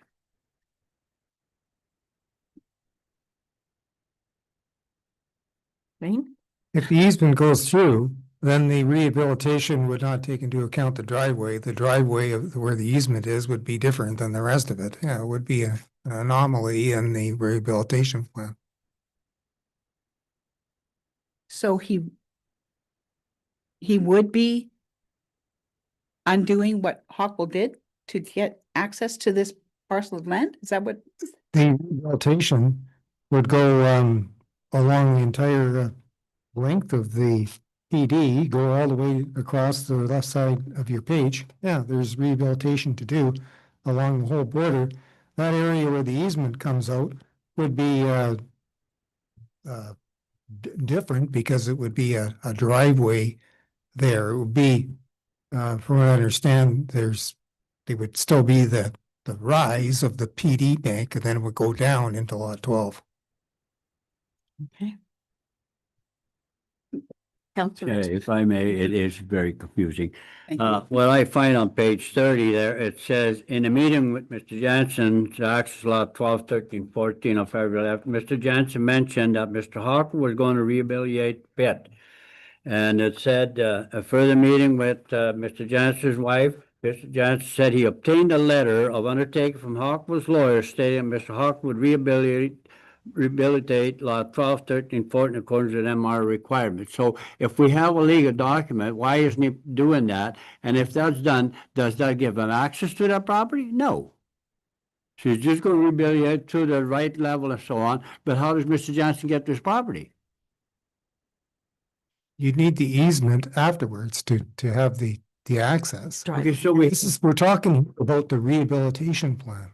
okay, all. and Don't having mix it said up that, with then the it's easement. done here then, Wayne. It says he's given a letter to his lawyer that he's going to do that. So What the M&R wanted is for the municipality to give Mr. Hackwell permission to enter our property. That's what we need here. That's what we're doing, is giving him Okay. permission to. And that's just to do this work, to do those, okay, Yeah. and that's, we need to do that because that has to be done. right. Otherwise, it's not good to Mr. Johnson to have the property the way it is, so that's good. So that is what this resolution is about, is Okay. allowing him in our property. Yes. But then what happens next? Like, Well, is it, this resolution is not what happens next. This resolution is just M&R has told him he must rehabilitate. He cannot come onto our property without our permission to rehabilitate. So we are now saying the M&R will make sure that it's all done correctly. It's under their preview to make sure it's done correctly, but we have to have a resolution to allow Mr. Hockle to come onto the property to do the work. All right, that's a little more clear. That's all this resolution is That's for. good enough. That's That's what we it. need to do. That's step one. That's right. Provided that he doesn't disturb the ANSI property? The ANSI lands, Whatever the road open, MNR things has, like that? whatever the MNR has for him to, it's their department, it's their ruling. Yes, Wayne? Lot 12 was an aggregate pit, Yeah. so it is all disturbed. They've got to restore it. Right. So the ANSI, it's sure it has the ANSI designation on top of it, but right now there's no ANSI like features there. It's an aggregate pit and needs to be rehabilitated. Okay. Okay, any further discussion? No. So we do have a resolution that's been moved and seconded to allow Mr. Huckle to enter and work on the PD area there to fix what the MNR wants him to rehabilitate. Correct. Okay, That's step, all in favor? yes, Opposed? do that. Carried. Okay, now we have, we have many committee of adjustment applications that are coming forth. And, I'm just wondering, some of these are for this. Okay, no, we'll just go one by one. We'll get too confused. First one is application number 1B0826 on behalf of our municipality located on Hearthstone Road in the municipality of Oliver Proposed for a proposed easement. This is for the easement. The resolution has been moved and seconded.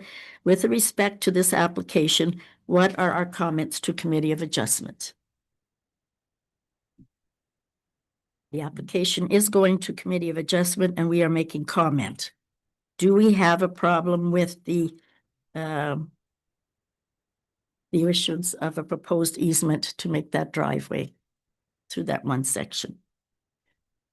Councillor Peacock. Thank you. First of all, the map says Germain, so that's why I was confused when I went to look at this. On page 67, it says Germain Road. So anyways, I figured that out after driving the roads to find another sign. Do we have any idea how much property is from Hearthstone Road to this proposed easement? A little map like this, it's hard to say, like, are they going to be cutting through or? 10 feet. And then it's a 10-meter that they want to have the easement for? Width, yes. Width and width. Okay.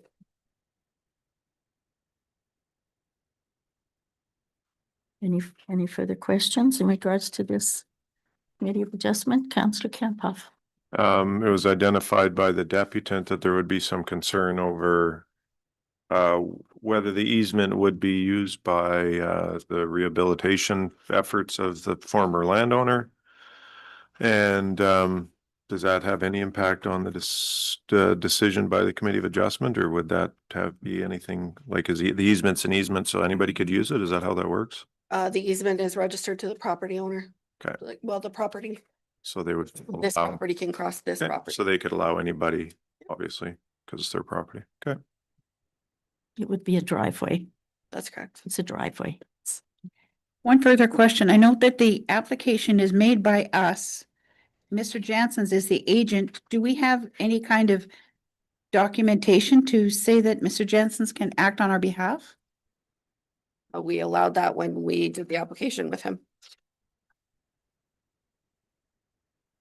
Don't we need something to say that he can do that in writing, or it doesn't matter? When I commissioned it, we did that.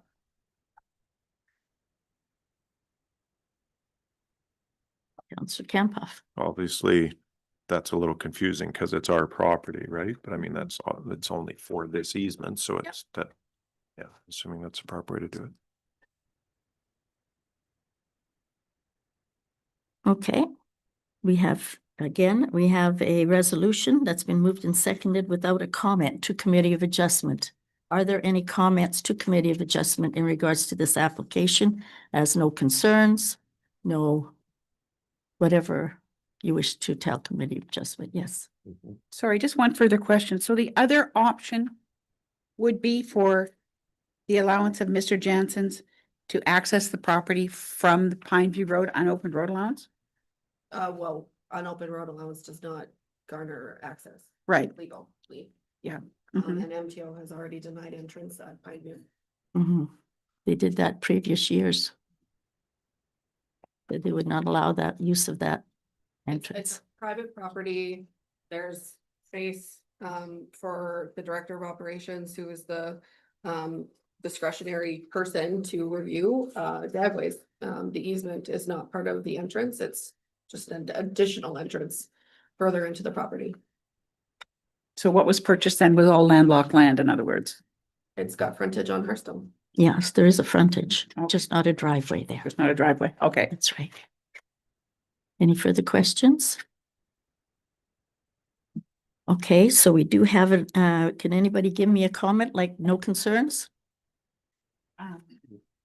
Someone has to say what they want on that blank line.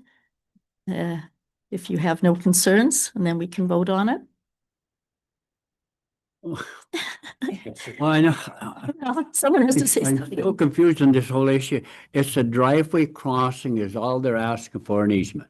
Yeah, they're, Meaning what? From what road to what road? We gotta have, this man's gotta be able to get to his property. That's right. And that's why he needs this. that's right. So is he gonna disturb anybody else's land or anybody at all by allowing this easement? No, Then there's no comment. just our municipal, just the municipal land, which is the part that's being rehabilitated. Yes. I understand the easement is public right of way, the PD. Right. So if Mr. Jansen doesn't get his easement, the PD is an ROW, he could drive off get his entrance, drive off there, go right over it to get to his property. Getting an easement would allow us to put some restrictions on how he gets in there, and that's what the idea is here. We'll only use the 10 feet. Of No the, comments. You can also put Exactly. conditions on easements yes, by way of agreement that's registered on title. So we can say what type of vehicles he's using and that type of thing. So that's all part of the Committee of Adjustment report. okay. Councillor Campoff. Does our Director of Operations have any concerns with the location of this easement or the presence of this easement? No, no concerns. So I have a resolution moved and seconded that our comments are no concerns. All in favor? Opposed? Carried. The next one is on behalf of Brody Miller, and there are 1, 2, 3, 4 for Mr. Miller. So I would think this is all the same piece of property, so our comments would be identical, I am sure. So do you have any problem with them in regards to the application on behalf of Mr. Miller for a proposed easement and new lots? Those are the 4 lots. I just have a comment on the new lot because we're gonna zone that to light industrial, correct? That's coming up, I believe. Not this one? Oh, is that, Different deal Oh. with the. there's all the same. Lot 1 is and part of Lot 2 are affected by the zoning. The request we had earlier on this evening for the rezone that remainder of that, is this the one we're talking about here? Yeah, that same property, yes. Yeah, okay, Yeah. well, then I already stated my objection I have no objection unless she puts a berm in there because there's residential right next door to it, so you can't put all industrial, 5 of them in a row and putting those people at jeopardy by having who knows what's going to be built there. That's not fair. Those lots have all been approved already? It goes to the committee on Thursday. That's what these are Yeah. for. And there would be a road separating. There's a the road parcel. separating the other people that live north of there, between that and the other lots. There's a road that's going to be built there, municipal road. That's my problem. That's going to be built right on the edge of that property. And then there's the guy with his house and he's got nothing left there for protection from noise from industrial property. So the latter one, unless he puts a berm up, I can't support it. Councillor Campoff. I share Councillor Biss's concern. I don't know if it needs to be a berm or what the proper mitigation would need to be, but I think there needs to be some discussion about that. Councillor. Yes, once again, I go back to the thought that this doesn't fall under consent. This should be a plan of subdivision. There's too many lots here. It doesn't meet the infilling requirements as stated in the bylaw 17 of 2022. And previously, when it was discussed for the entrances, Director of Operations said, no problem, he can have a couple. MTO came back to us and said, no, he can't, off of Twin City Crossroads. With the proposed development across the road as well, I honestly feel that there needs to be a traffic study done on this property because between the proximity to the highway and Twin City Crossroads, or sorry, Pole Line Road and the other development and I just think a traffic study is warranted. Through the chair, the MTO did not say we could not have an entrance. They simply implied the information relayed to us that they had rights in that area in regards that we were not aware of. They are arbitrarily going up 109 meters from the center line of Highway 1117, which forced the denial of the entrance. Right. Traffic study on the Twin City Crossroads proper for properly constructed T intersection to this private development on a maintained road with the one driveway across the street, in my opinion, does not necessitate a traffic study, given the meeting I just went to yesterday. These impacts in these areas is the least of our worries in regards to the big picture of the proposed 4-laning acquisition through here. This whole area is under a traffic study currently, has been for many years. And we've provided the MTO with, and the engineers that are doing the traffic study, all the data in regards to our growth in the next 10 years. They are well aware of what's going on. The reason why this triggered the non-driveway approval was based on where the off-ramp is going to land on that property number 5. I believe it's lot number 5, the furthest down. As the report speaks to, site plan control could be implemented on the overall parcel. It was told not to. We were in discussions in regards to, as building permits come forward for the individual lots, we would institute site plan control. At that time, if there was a noxious or somewhat unnecessary or unnice on the lot closest to the roadway, we would at that point be able to institute site plan control through a noise berm, fence, whatever the use is on that lot 1. Okay. Doesn't affect the overall lot layout. Okay. Yes. Councillor Kemphoff. But then would it not be proper for our comments to outline our concerns about that and make sure that that's conveyed to the Committee of Adjustment?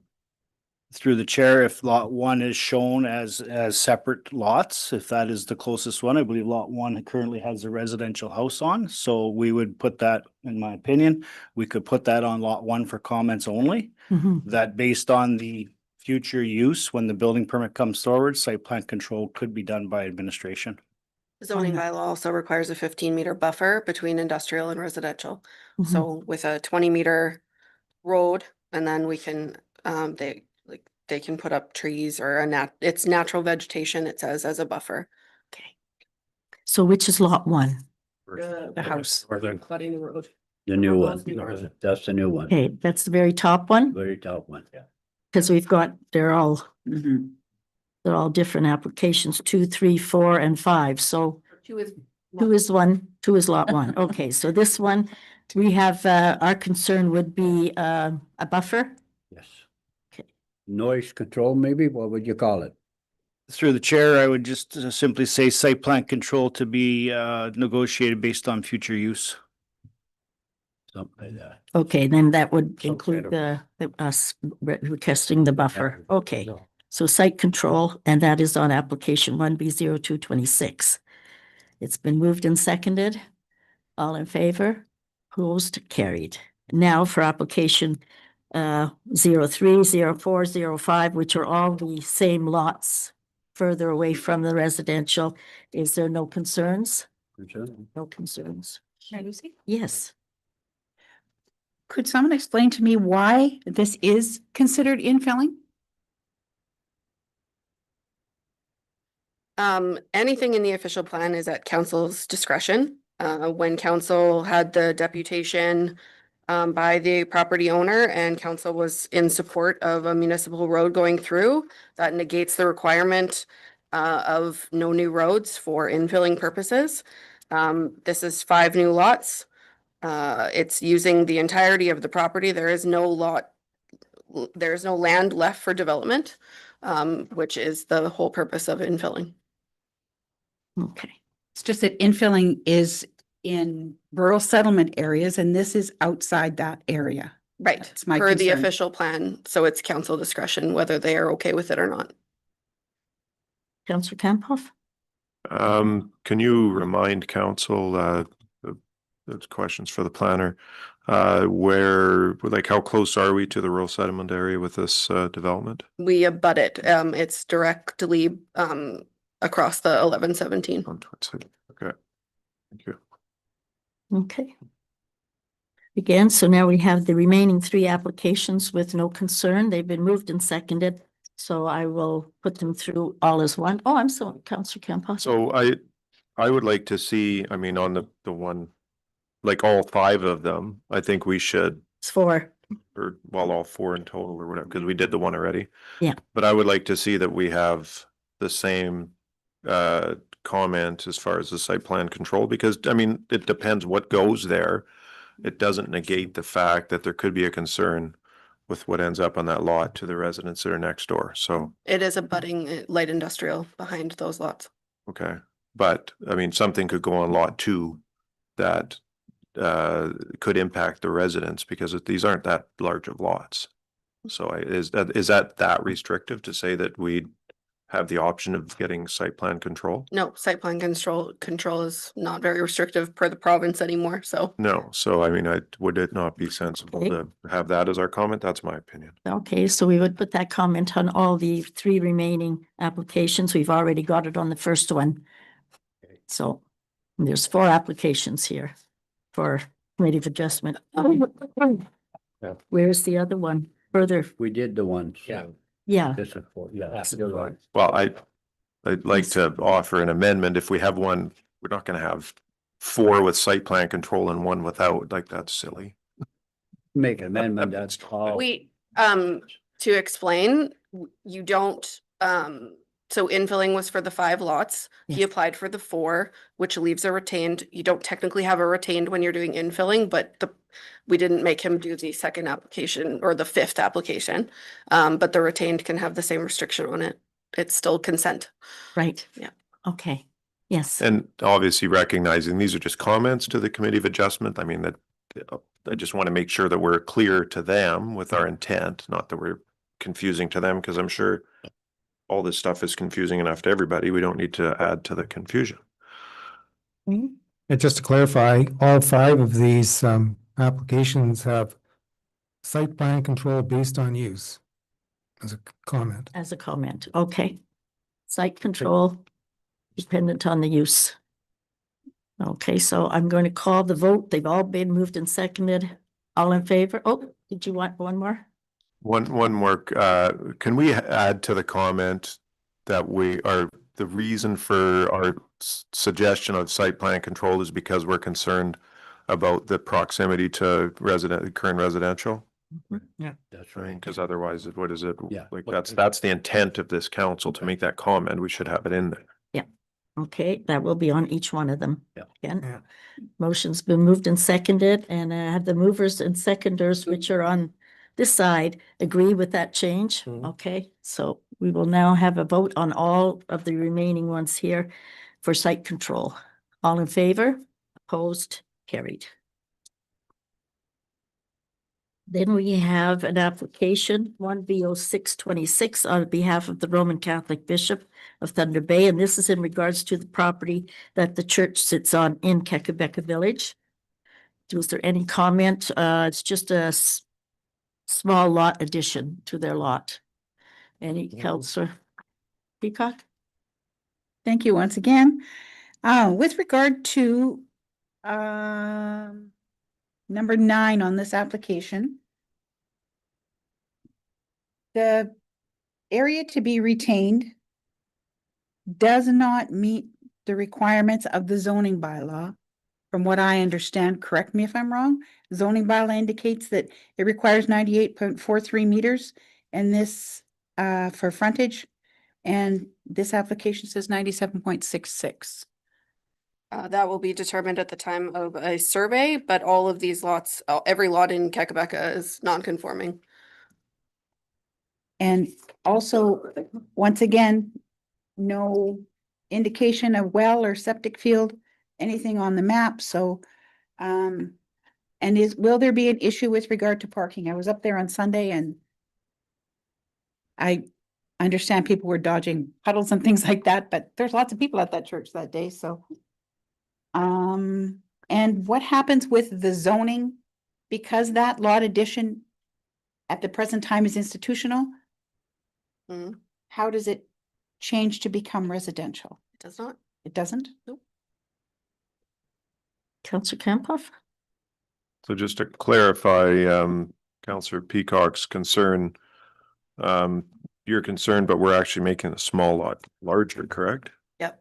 The church property is institutional. The zoning requirements are different. They exceed what's required.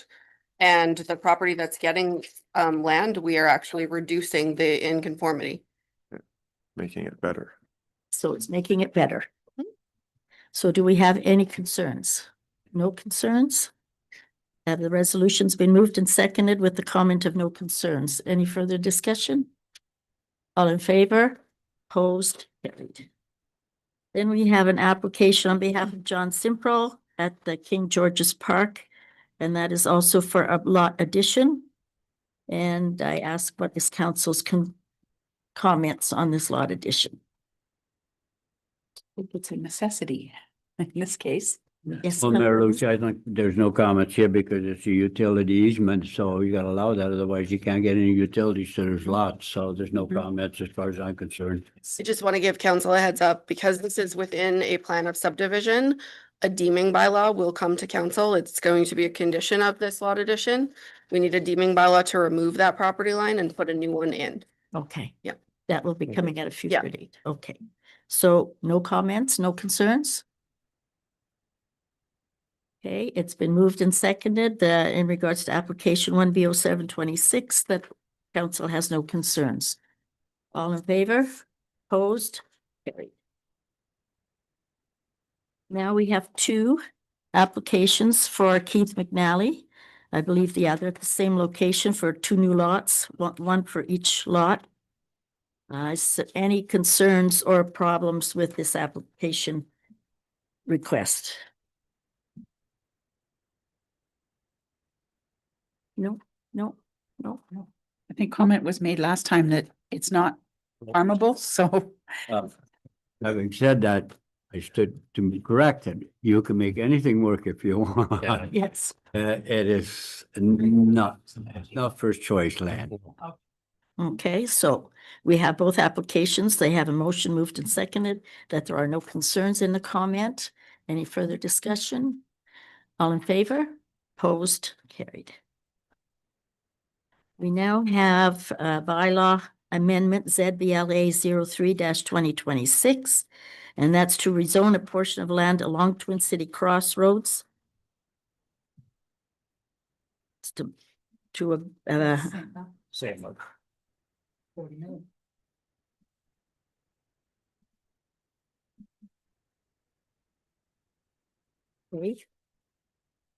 So this resolution has been moved and seconded, authorizing the passing of bylaw number 21, being a bylaw to amend the municipality of Olive Papoon's comprehensive zoning bylaw 01-2019.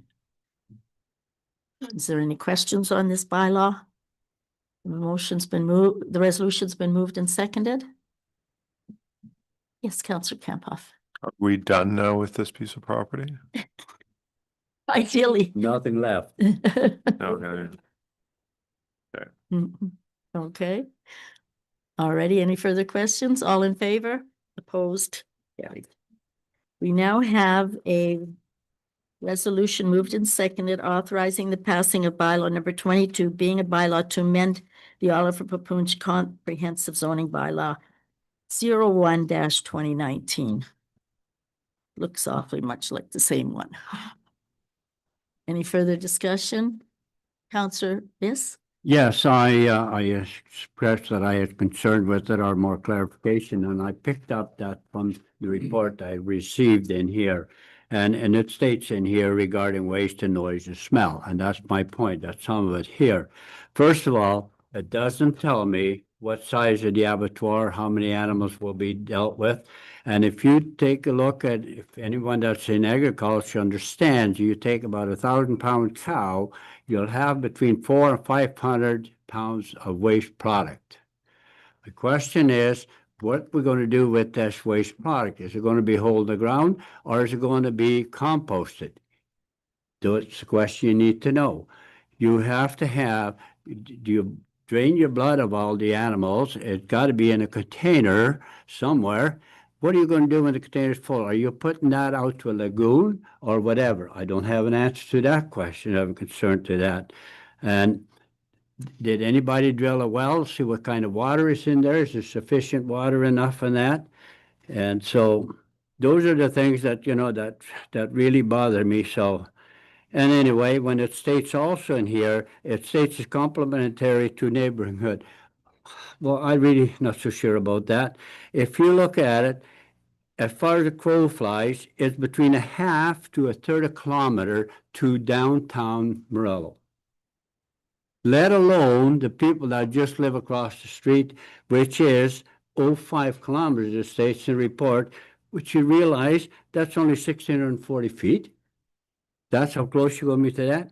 So having none of this information, I cannot support this at this time for that simple reason, because once you pass this, you can build any size of abattoir. It's done. And again, I stated earlier, no access, and we're going to, I suppose, because we asked it to come back about protecting agricultural land, we're going to take that to allow it to go to industrial.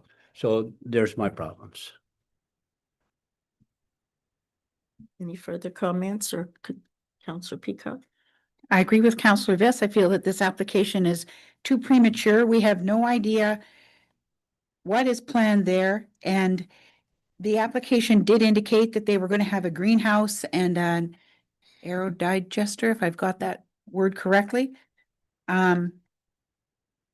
Where is that possibly going to be situated? Is it going to be on a different parcel of land?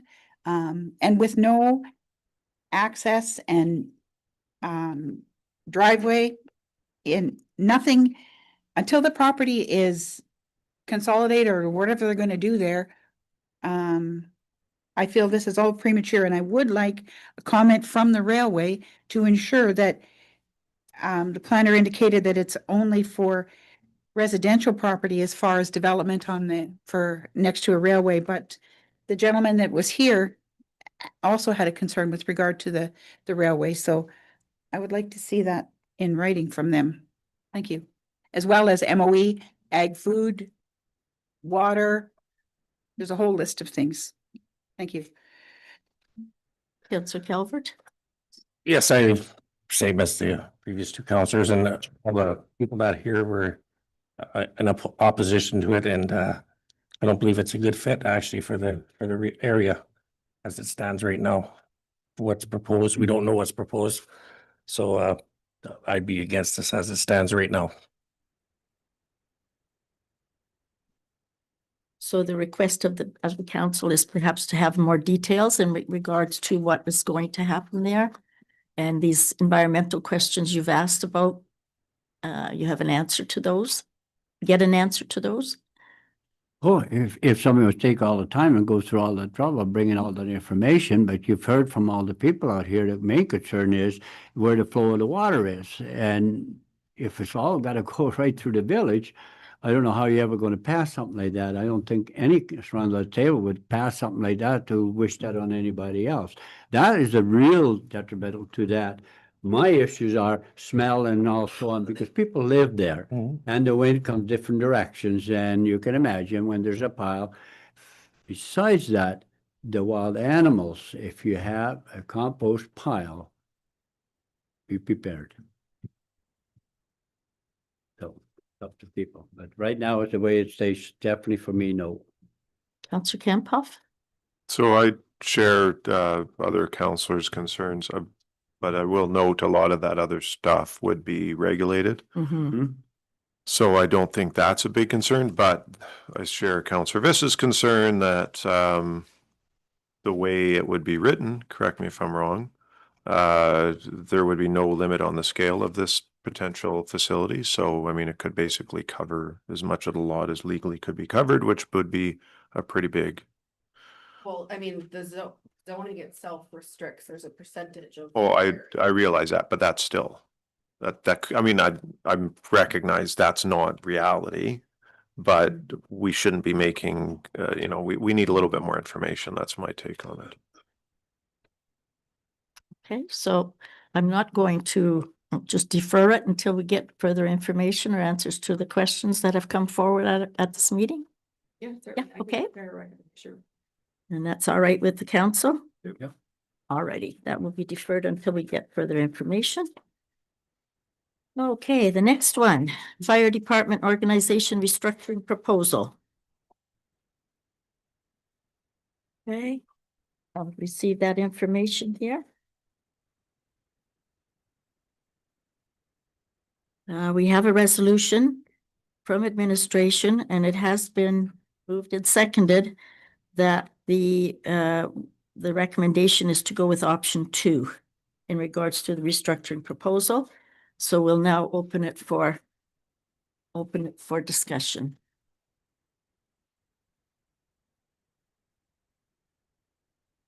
Okay, I'll Yes, start Mr. that off if you want, Okay. and that's on the fire department organizational chart, right? Option number 2. Option Okay, a couple questions I have on that. First of all, did the committee use a scoring system to arrive at 2? You have 3 different options you looked at. How did you decide to come number 2, which is the best option, or was it only on personal opinion? Because you see, you're only looking at restructuring, and when I look at restructuring, what is it going to do for our municipality? When I look at the master fire plan, and this is, it says, with a current population of approximately 6,000 and within a proximity of 350 kilometers, the community falls in the rural standard with approximately 44 residents per 2.6 kilometers. This would require 6 firefighters on the scene within 14 minutes, 80% of the time. Therefore, the key to have 6 firefighters on the scene within 40 minutes response time or as soon as practice is the key response to time track to assist all of Propoon's fire department identifying if they meet or nearing the NFPA recommended regulation. This report here, what does that improve here to the residents? This report only shows me it's going to cost me pile of money, but what are you achieving by it? You see, maybe I'm way in the left field, but I thought restructuring, when we looked at this, it had way more than what, this is really just restructuring the fire chief position, the deputy chief and the captains and so on and so forth. What gain is that by doing that when this is really what we got to be doing? And I think you're close to achieving that as we are operating. So why are we doing that big change? I just probably completely mixed. Yeah, so the restructuring was direction of council to deal with the management of the fire department. It's got nothing to do with response in terms of number of people getting to fires, number of people out of, this was about managing workloads to manage the fire department. So we did not look at response times or number of people going to respond to any call, to any types of calls. That's a whole other animal. But if I just may come back to you, okay, that's a good point that you made there. And you say respond to council request. Council doesn't know what's operating or what's not operating well. That has to come within the fire department to us. So it's not us saying, well, you got to restructure because it's not working right. We don't know if it's not working right. I have a little bit of an idea because I sat for a year on and I hear what the captains have to say and the different difficulties we have, so on. But it wasn't us that said you got to restructure. We did say though, we got to start doing this here. That's why we paid all that money. But this particular, I just can't get my head around it, Sean. I just can't. What the real basis of that is when it really, what does it do to improve? So need to think about my words carefully. So what sparked all this was closed discussions, if you recall. Yes? What came out of that was to fix the problems that were identified in that discussion was to look at the structure of the fire department. There are a number of recommendations in the master fire plan that deal specifically with the structure of the fire department. That's what this working group focused on. So for example, the recommendation to have a deputy chief of prevention, there's a number of items, recommendations that deal with a prevention division. That's why we looked at those things. The current workload and the current structure of our fire department is not sustainable. I can't maintain what's happening here. We need to have more decision makers and officers watching all the items in the functioning of this fire department. If we start looking down the path of response times and all that, we're getting the cart way ahead of the horse. We've got to have the foundation and the operational management to be able to go to that next level. Councillor Kell. So basically, what you're saying, this is administrative restructuring of our fire department. That's plain and simple. The upper management of the fire department. Yeah. Yeah. That's all it is. But this creates two new positions. It doesn't change the 6 captains, it doesn't change the deputy, and it doesn't change the chief. So what does it do? It does. If you look at our current organizational chart, it's straight line from the chief to the deputy chief to everybody. This puts another layer in there to help manage and watch all the items that right now it's a straight line that's watching. It's not manageable. We need more layers in there to watch the things that are going on every day. I can't watch it all. But that's where you get into problem. You get too many layers, folks. We got too many chiefs and not enough what you call at the bottom, and I'll leave it at that, but that's what happens. Are we saying, I would just say, are we layer, are we just delegating more? We're putting more eyes watching the items that have to be watched every day.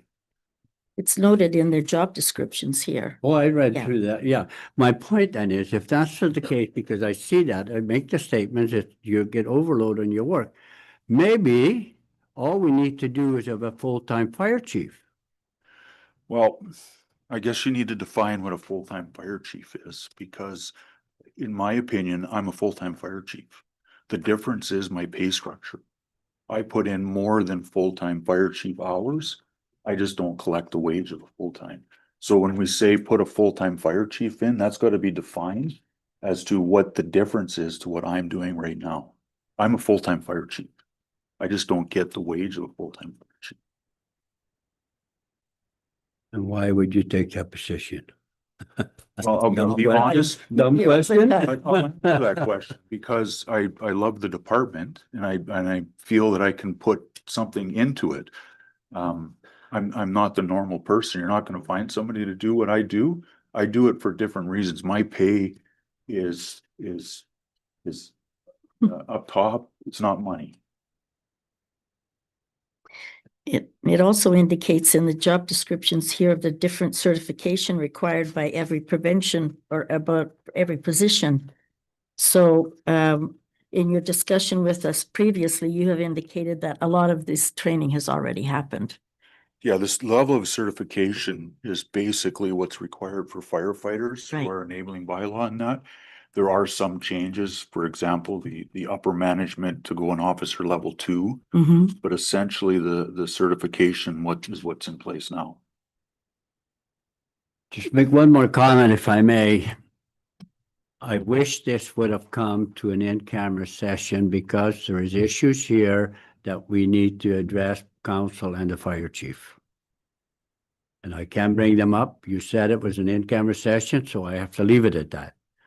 But there's issues here that should have been discussed with you in camera for this report. You can go into camera. That's not my call to decide what. Part of our agenda, can it go into in-camera today? Yes, it can, because it's Put part it of our in agenda. camera, yeah. Personnel matters you want to talk about? Yeah, at the end of the meeting. Okay? Yep. And then I think if we leave it till that time, because I started to recollect now, there's in-camera sessions we had, and I said, well, wait a minute, we can't go there. Yeah, no problem. Okay? So this will be deferred to an in-camera session, yes. I just want it noted that when I was first elected, I had a concern with regard to my involvement with the fire department. My fellow councilors said, we need you. So that's why I am not declaring a conflict as such, because I was instructed to continue on with the fire department concerns. So my question, I guess, maybe, I don't know if we're gonna do this now, just I have the job description of the fire chief. And so I'm just wondering what duties he isn't able to fulfill. And with regard to the information that we received, it says that should one of these options come forward, the interview committee will be the fire chief and the CAO. Who did the job descriptions? Was HR involved at all? And should HR not be involved in the interview? So those are my Again, questions. we have just noted that we are going to go into in-camera. Okay, so we will not discuss it any further. No, that's a good. So if I may, is it gonna come out of camera and get a decision on this? Yes, after tonight? the in-camera meeting. Yes, Councillor Campa. Well, we can't say that we're gonna have a decision. No, but if it does come, it comes after in the It would be regular after, but I meeting. mean, we cannot may, do we that. may or may not have a decision today. That's the reality. I just don't want it to get pushed on any longer than it has to. I understand that. That's why I think we need to No deal with problem. it. So we all on the same page, Sean. That's all I wanted to make sure we're all there. We know exactly what we're doing. Okay, so we now have the Fire Master Plan Progress Update. Okay. Wow. Very difficult to read the parts that aren't done because the printing didn't come through properly. Okay, so this is just for your information. If you have any questions or thoughts or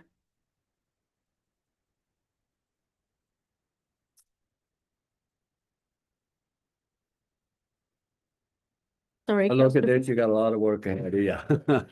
I'll comment quickly, there's still a lot of work, but we've actually done a lot of work on this. Yes. And so there's a number of things that are completed. This actually restructuring will address quite a few of the recommendations that are in there. Mhm. So, with the restructuring, it puts us at 50-50 on the completion of items. And there are a number of items that it says no action taken, but there's gonna be nothing we can do about it. All the stuff with CAC response agreements and working in the zone, that's all way outside of our scope, but given that we're just 2 and a bit years into the master plan being released, I think we're making really good progress. Any further discussion? Okay. Response to February 10th deputation concerning Germain Road safety. We have received the report and we've had a deputation in regards to it. And we have a resolution, which is rather long. But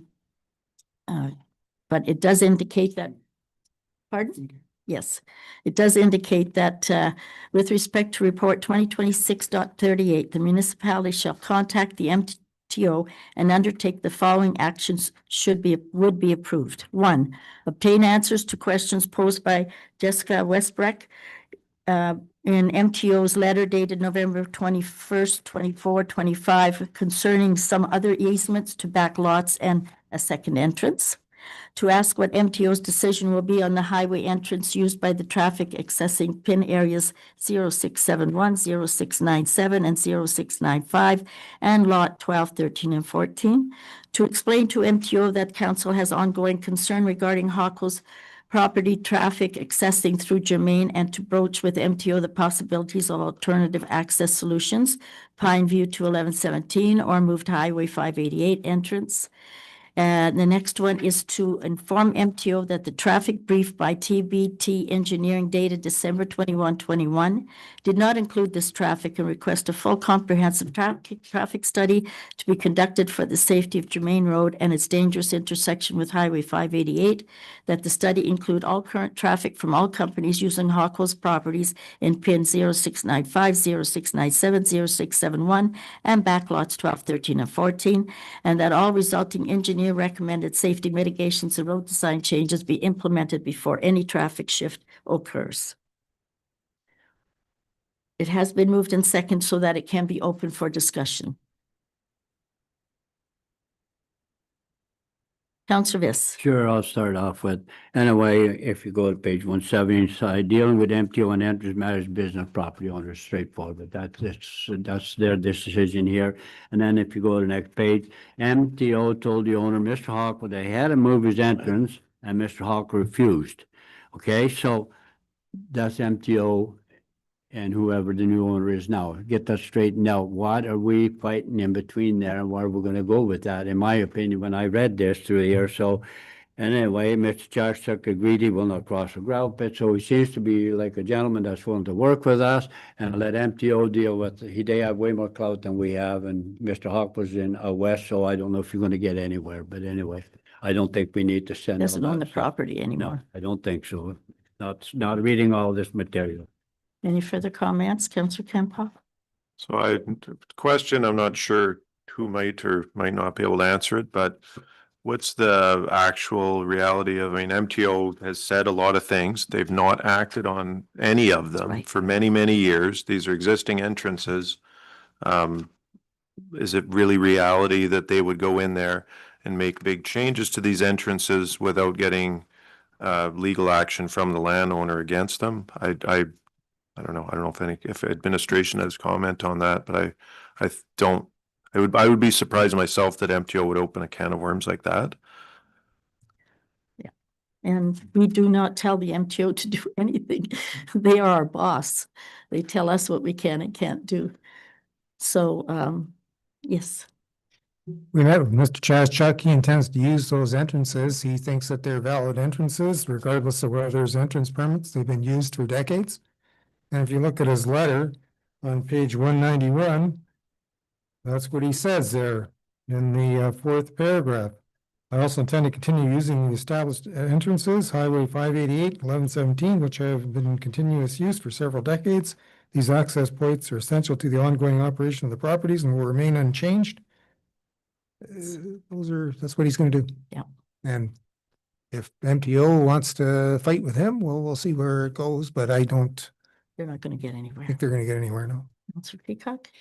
Thank you. On page 187, there was a letter that was sent to the Committee of Adjustment with regard to consent application 1B 1925. I understand that application has been withdrawn, but the last sentence in this letter says, please provide a copy of this letter to the owner and applicant. So now that the owner has changed, I'm just wondering, is the new owner aware of this MTO letter? I don't think you have to worry about the new owner. He's a very seasoned businessman. He'll have his lawyers and his everyone looking over everything very carefully before he pays for any money for anything. So, and River Road is still has a road and weight restriction, right? No, the trucks go empty. They can go on there all they want. They're empty. But now they will be going from the other corner, perhaps a little more. So, yes. Just a comment. So, I mean, a lot of work went into the deputation and I mean, this was one of them that was a huge amount of work. I'd like to thank the deputant who's still here. Thank you very much. I think this council, it's my belief that this council shares a lot of the concerns that are in the deputation. And it's frustrating. Welcome to our world. It's frustrating sometimes dealing with the province. But I think taking a pragmatic view, yeah, like was said, I mean, us trying to push MTO around is not going to be very fruitful for either this topic or other topics that we have that we're concerned about. So, but I'd like to recognize the amount of work that went into these topics, and I mean it's quite obvious that the deputant only really had the concern of her neighbors and fellow residents in mind when she did all the work that she did. So thank you. Any other further comments or questions? We have the resolution. It has been moved and seconded. Those in favor? In favor of getting MTO to do all these things as per noted? Okay, all in favor? All opposed? It's been moved. Now we have a deputation respecting Vibrant Road subdivision. We have a deputation. We had a deputation from Stefan Huzan and Gino Garitano in regards to 94 Vibrant Road. This resolution has been moved and seconded, indicating that on the plan of subdivision application 02-2022, the following requests be approved. One, that the reduced plan be accepted as a straightforward reduction and revision of the original plan of subdivision application. That if a new application is required, that the fee be waived, and that if a new application is required, that the requirement of a public meeting be waived.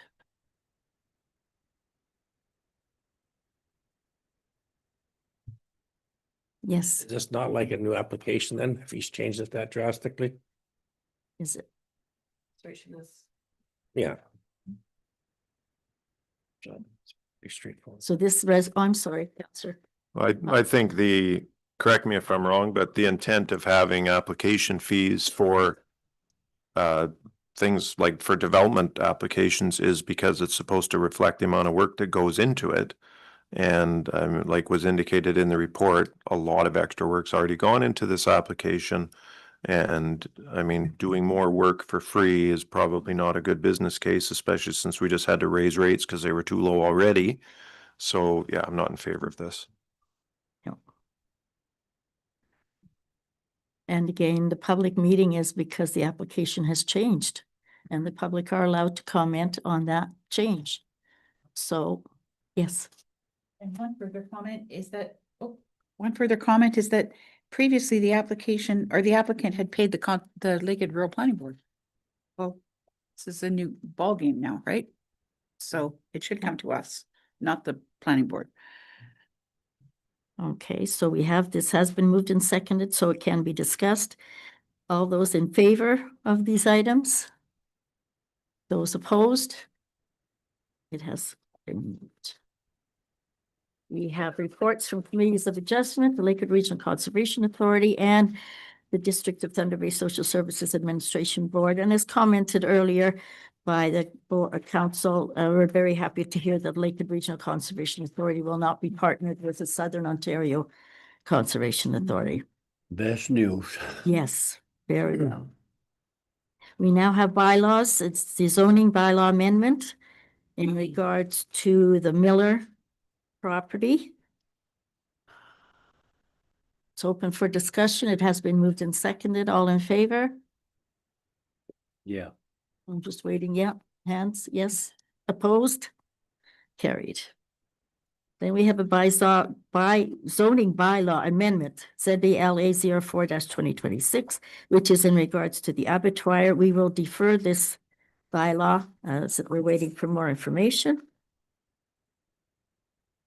And then we have a resolution on Protect Our Food Act for 2025.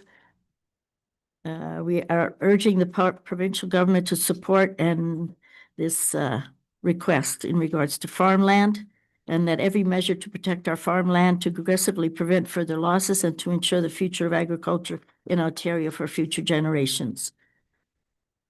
It's been moved and seconded, open for discussion. All in favor?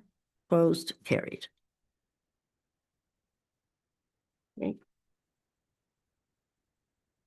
Now we have a letter in regards to the military service recognition book from the Legion. We have in the past supported putting an advertisement in this publication, and they have requested again to have that. We had a half-page full-color advertisement in it last year, and I believe the year before too. Yes. Okay, all in favor? Oh, yes, go ahead. I checked back in the previous minutes and it was $570 that we paid, which would have been a half-page black and white. Oh, okay. That's what we had last year? Yep. Okay, so we could go back to black and white? Yeah, sorry. Okay, so it'll be back, black and white with a different price. Yep. All in favor? Opposed? Carried.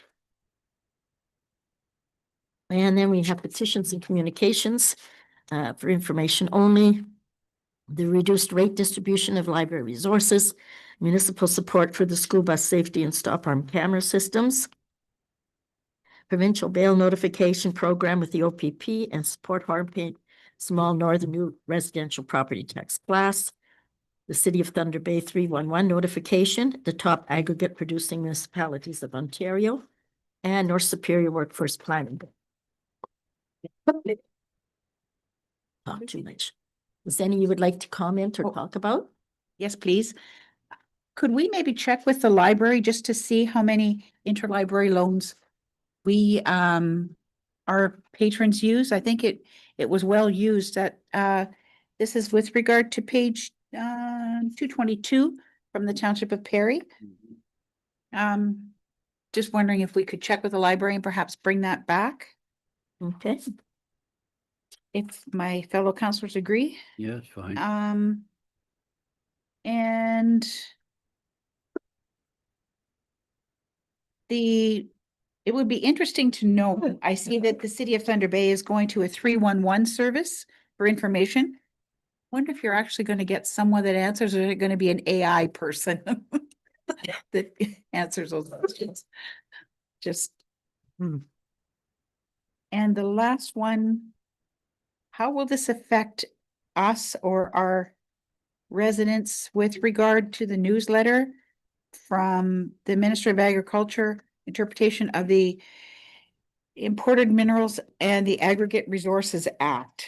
Just wondering if we had any comments for that. Perhaps Director of Operations may, or I don't know if you've seen it. No? No comment? Okay. I do know that, in speaking with the other heads of councils in the rural area, excuse me, that we should support the school bus safety and stop arm camera systems. I don't know if we've done it in the past, but I think it's for the safety of our children. If I remember correctly, they had that before, and even in the city, they had them on, and then they took them all off. There's something to that effect. Well, I think the problem was at that time, because we discussed it with the other reeves and mayors in this area, was that every area had a different regulation, and a bus crosses into Oliver Papoonge, then it goes to Conwy, then it goes to the city, and so they wanted to clear that up. But I think that we should support that it be done no matter where the school bus goes. Yes, because there was that one just by the Legion there. How long was that? Like Yeah. 3 weeks ago or whatever it was. Guy went blowing by. Yep. And thank God there was no PP guy sitting there just waiting for him. Yeah. So So if we could bring that back for our next, or are you writing it out right now? Oh, okay, very quick. No, we're not doing. Hey, not He's doing other stuff. he's doing the other one. Okay.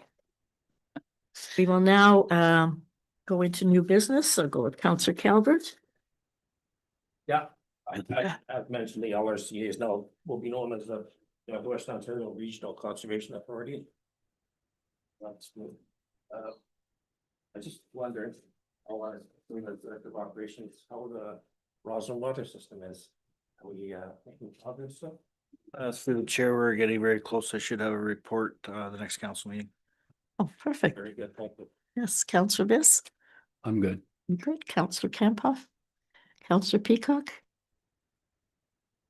Thank you. Just wondering does anyone know how the Roslyn Village Carnival went, and what, if there were proceeds from that, what they plan to use them for? They always use them for things at the Roslyn Community Center, either for the children or for the hall itself.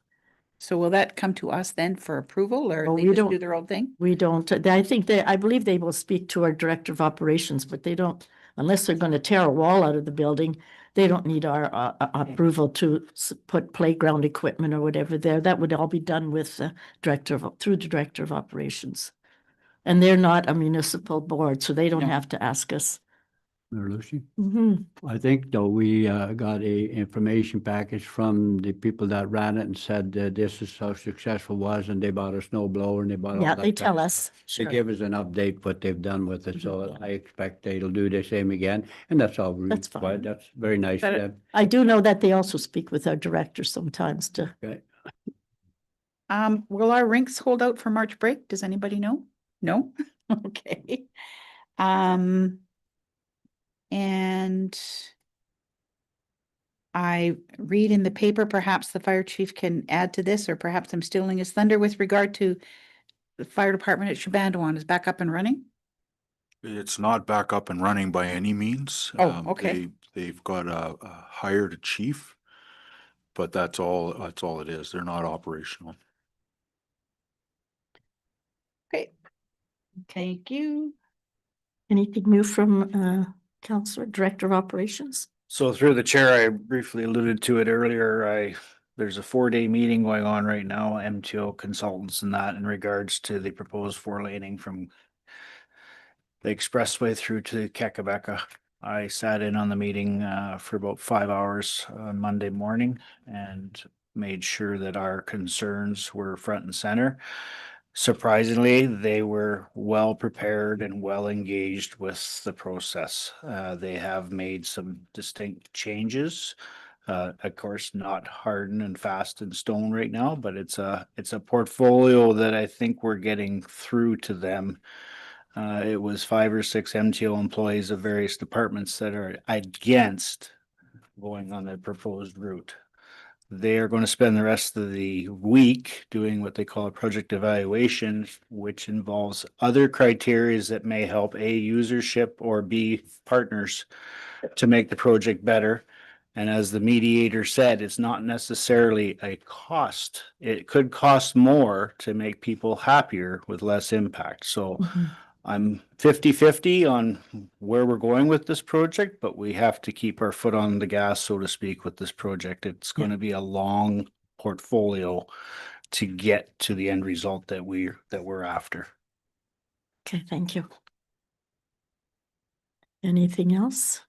Yes, I'm sorry, Counselor Peacock? That's okay. I just wanted to be sure that the letter that we received from the field naturalist is included in our comments or minutes or something. Yes. It wasn't sent to the clerk, so it's not a document. Yes, it was. But I didn't get it when. 300. If it is, then it does go into the package. It would. I don't remember seeing this. I think it just came today, so perhaps that's. Could be. Okay. Yes, it just came. Okay, anything else? New business? No. Okay, thank you very much. We now have the resolution to go into an in-camera meeting, the time being 7:25. Do we have a mover and a seconder?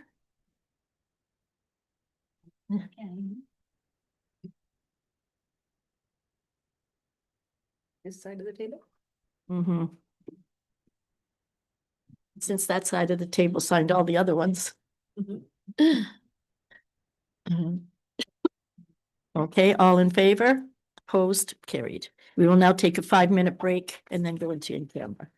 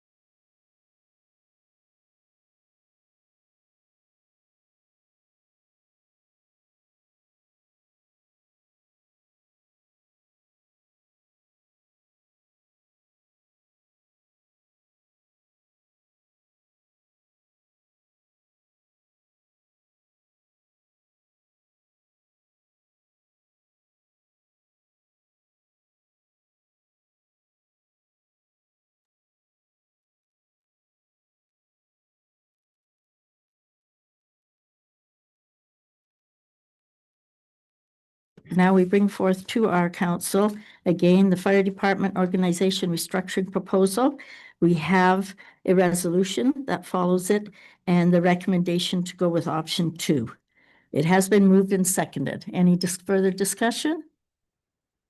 All in favor? Opposed? Carried. And we now have confirming bylaw or resolution, sorry. It's been moved and seconded to confirm the meeting that has just taken place. All in favor? Opposed? And we have a resolution adjourning the meeting of March the 10th at 8:35 p.m. All in favor? Moved. Motion's been moved. Thank you very much.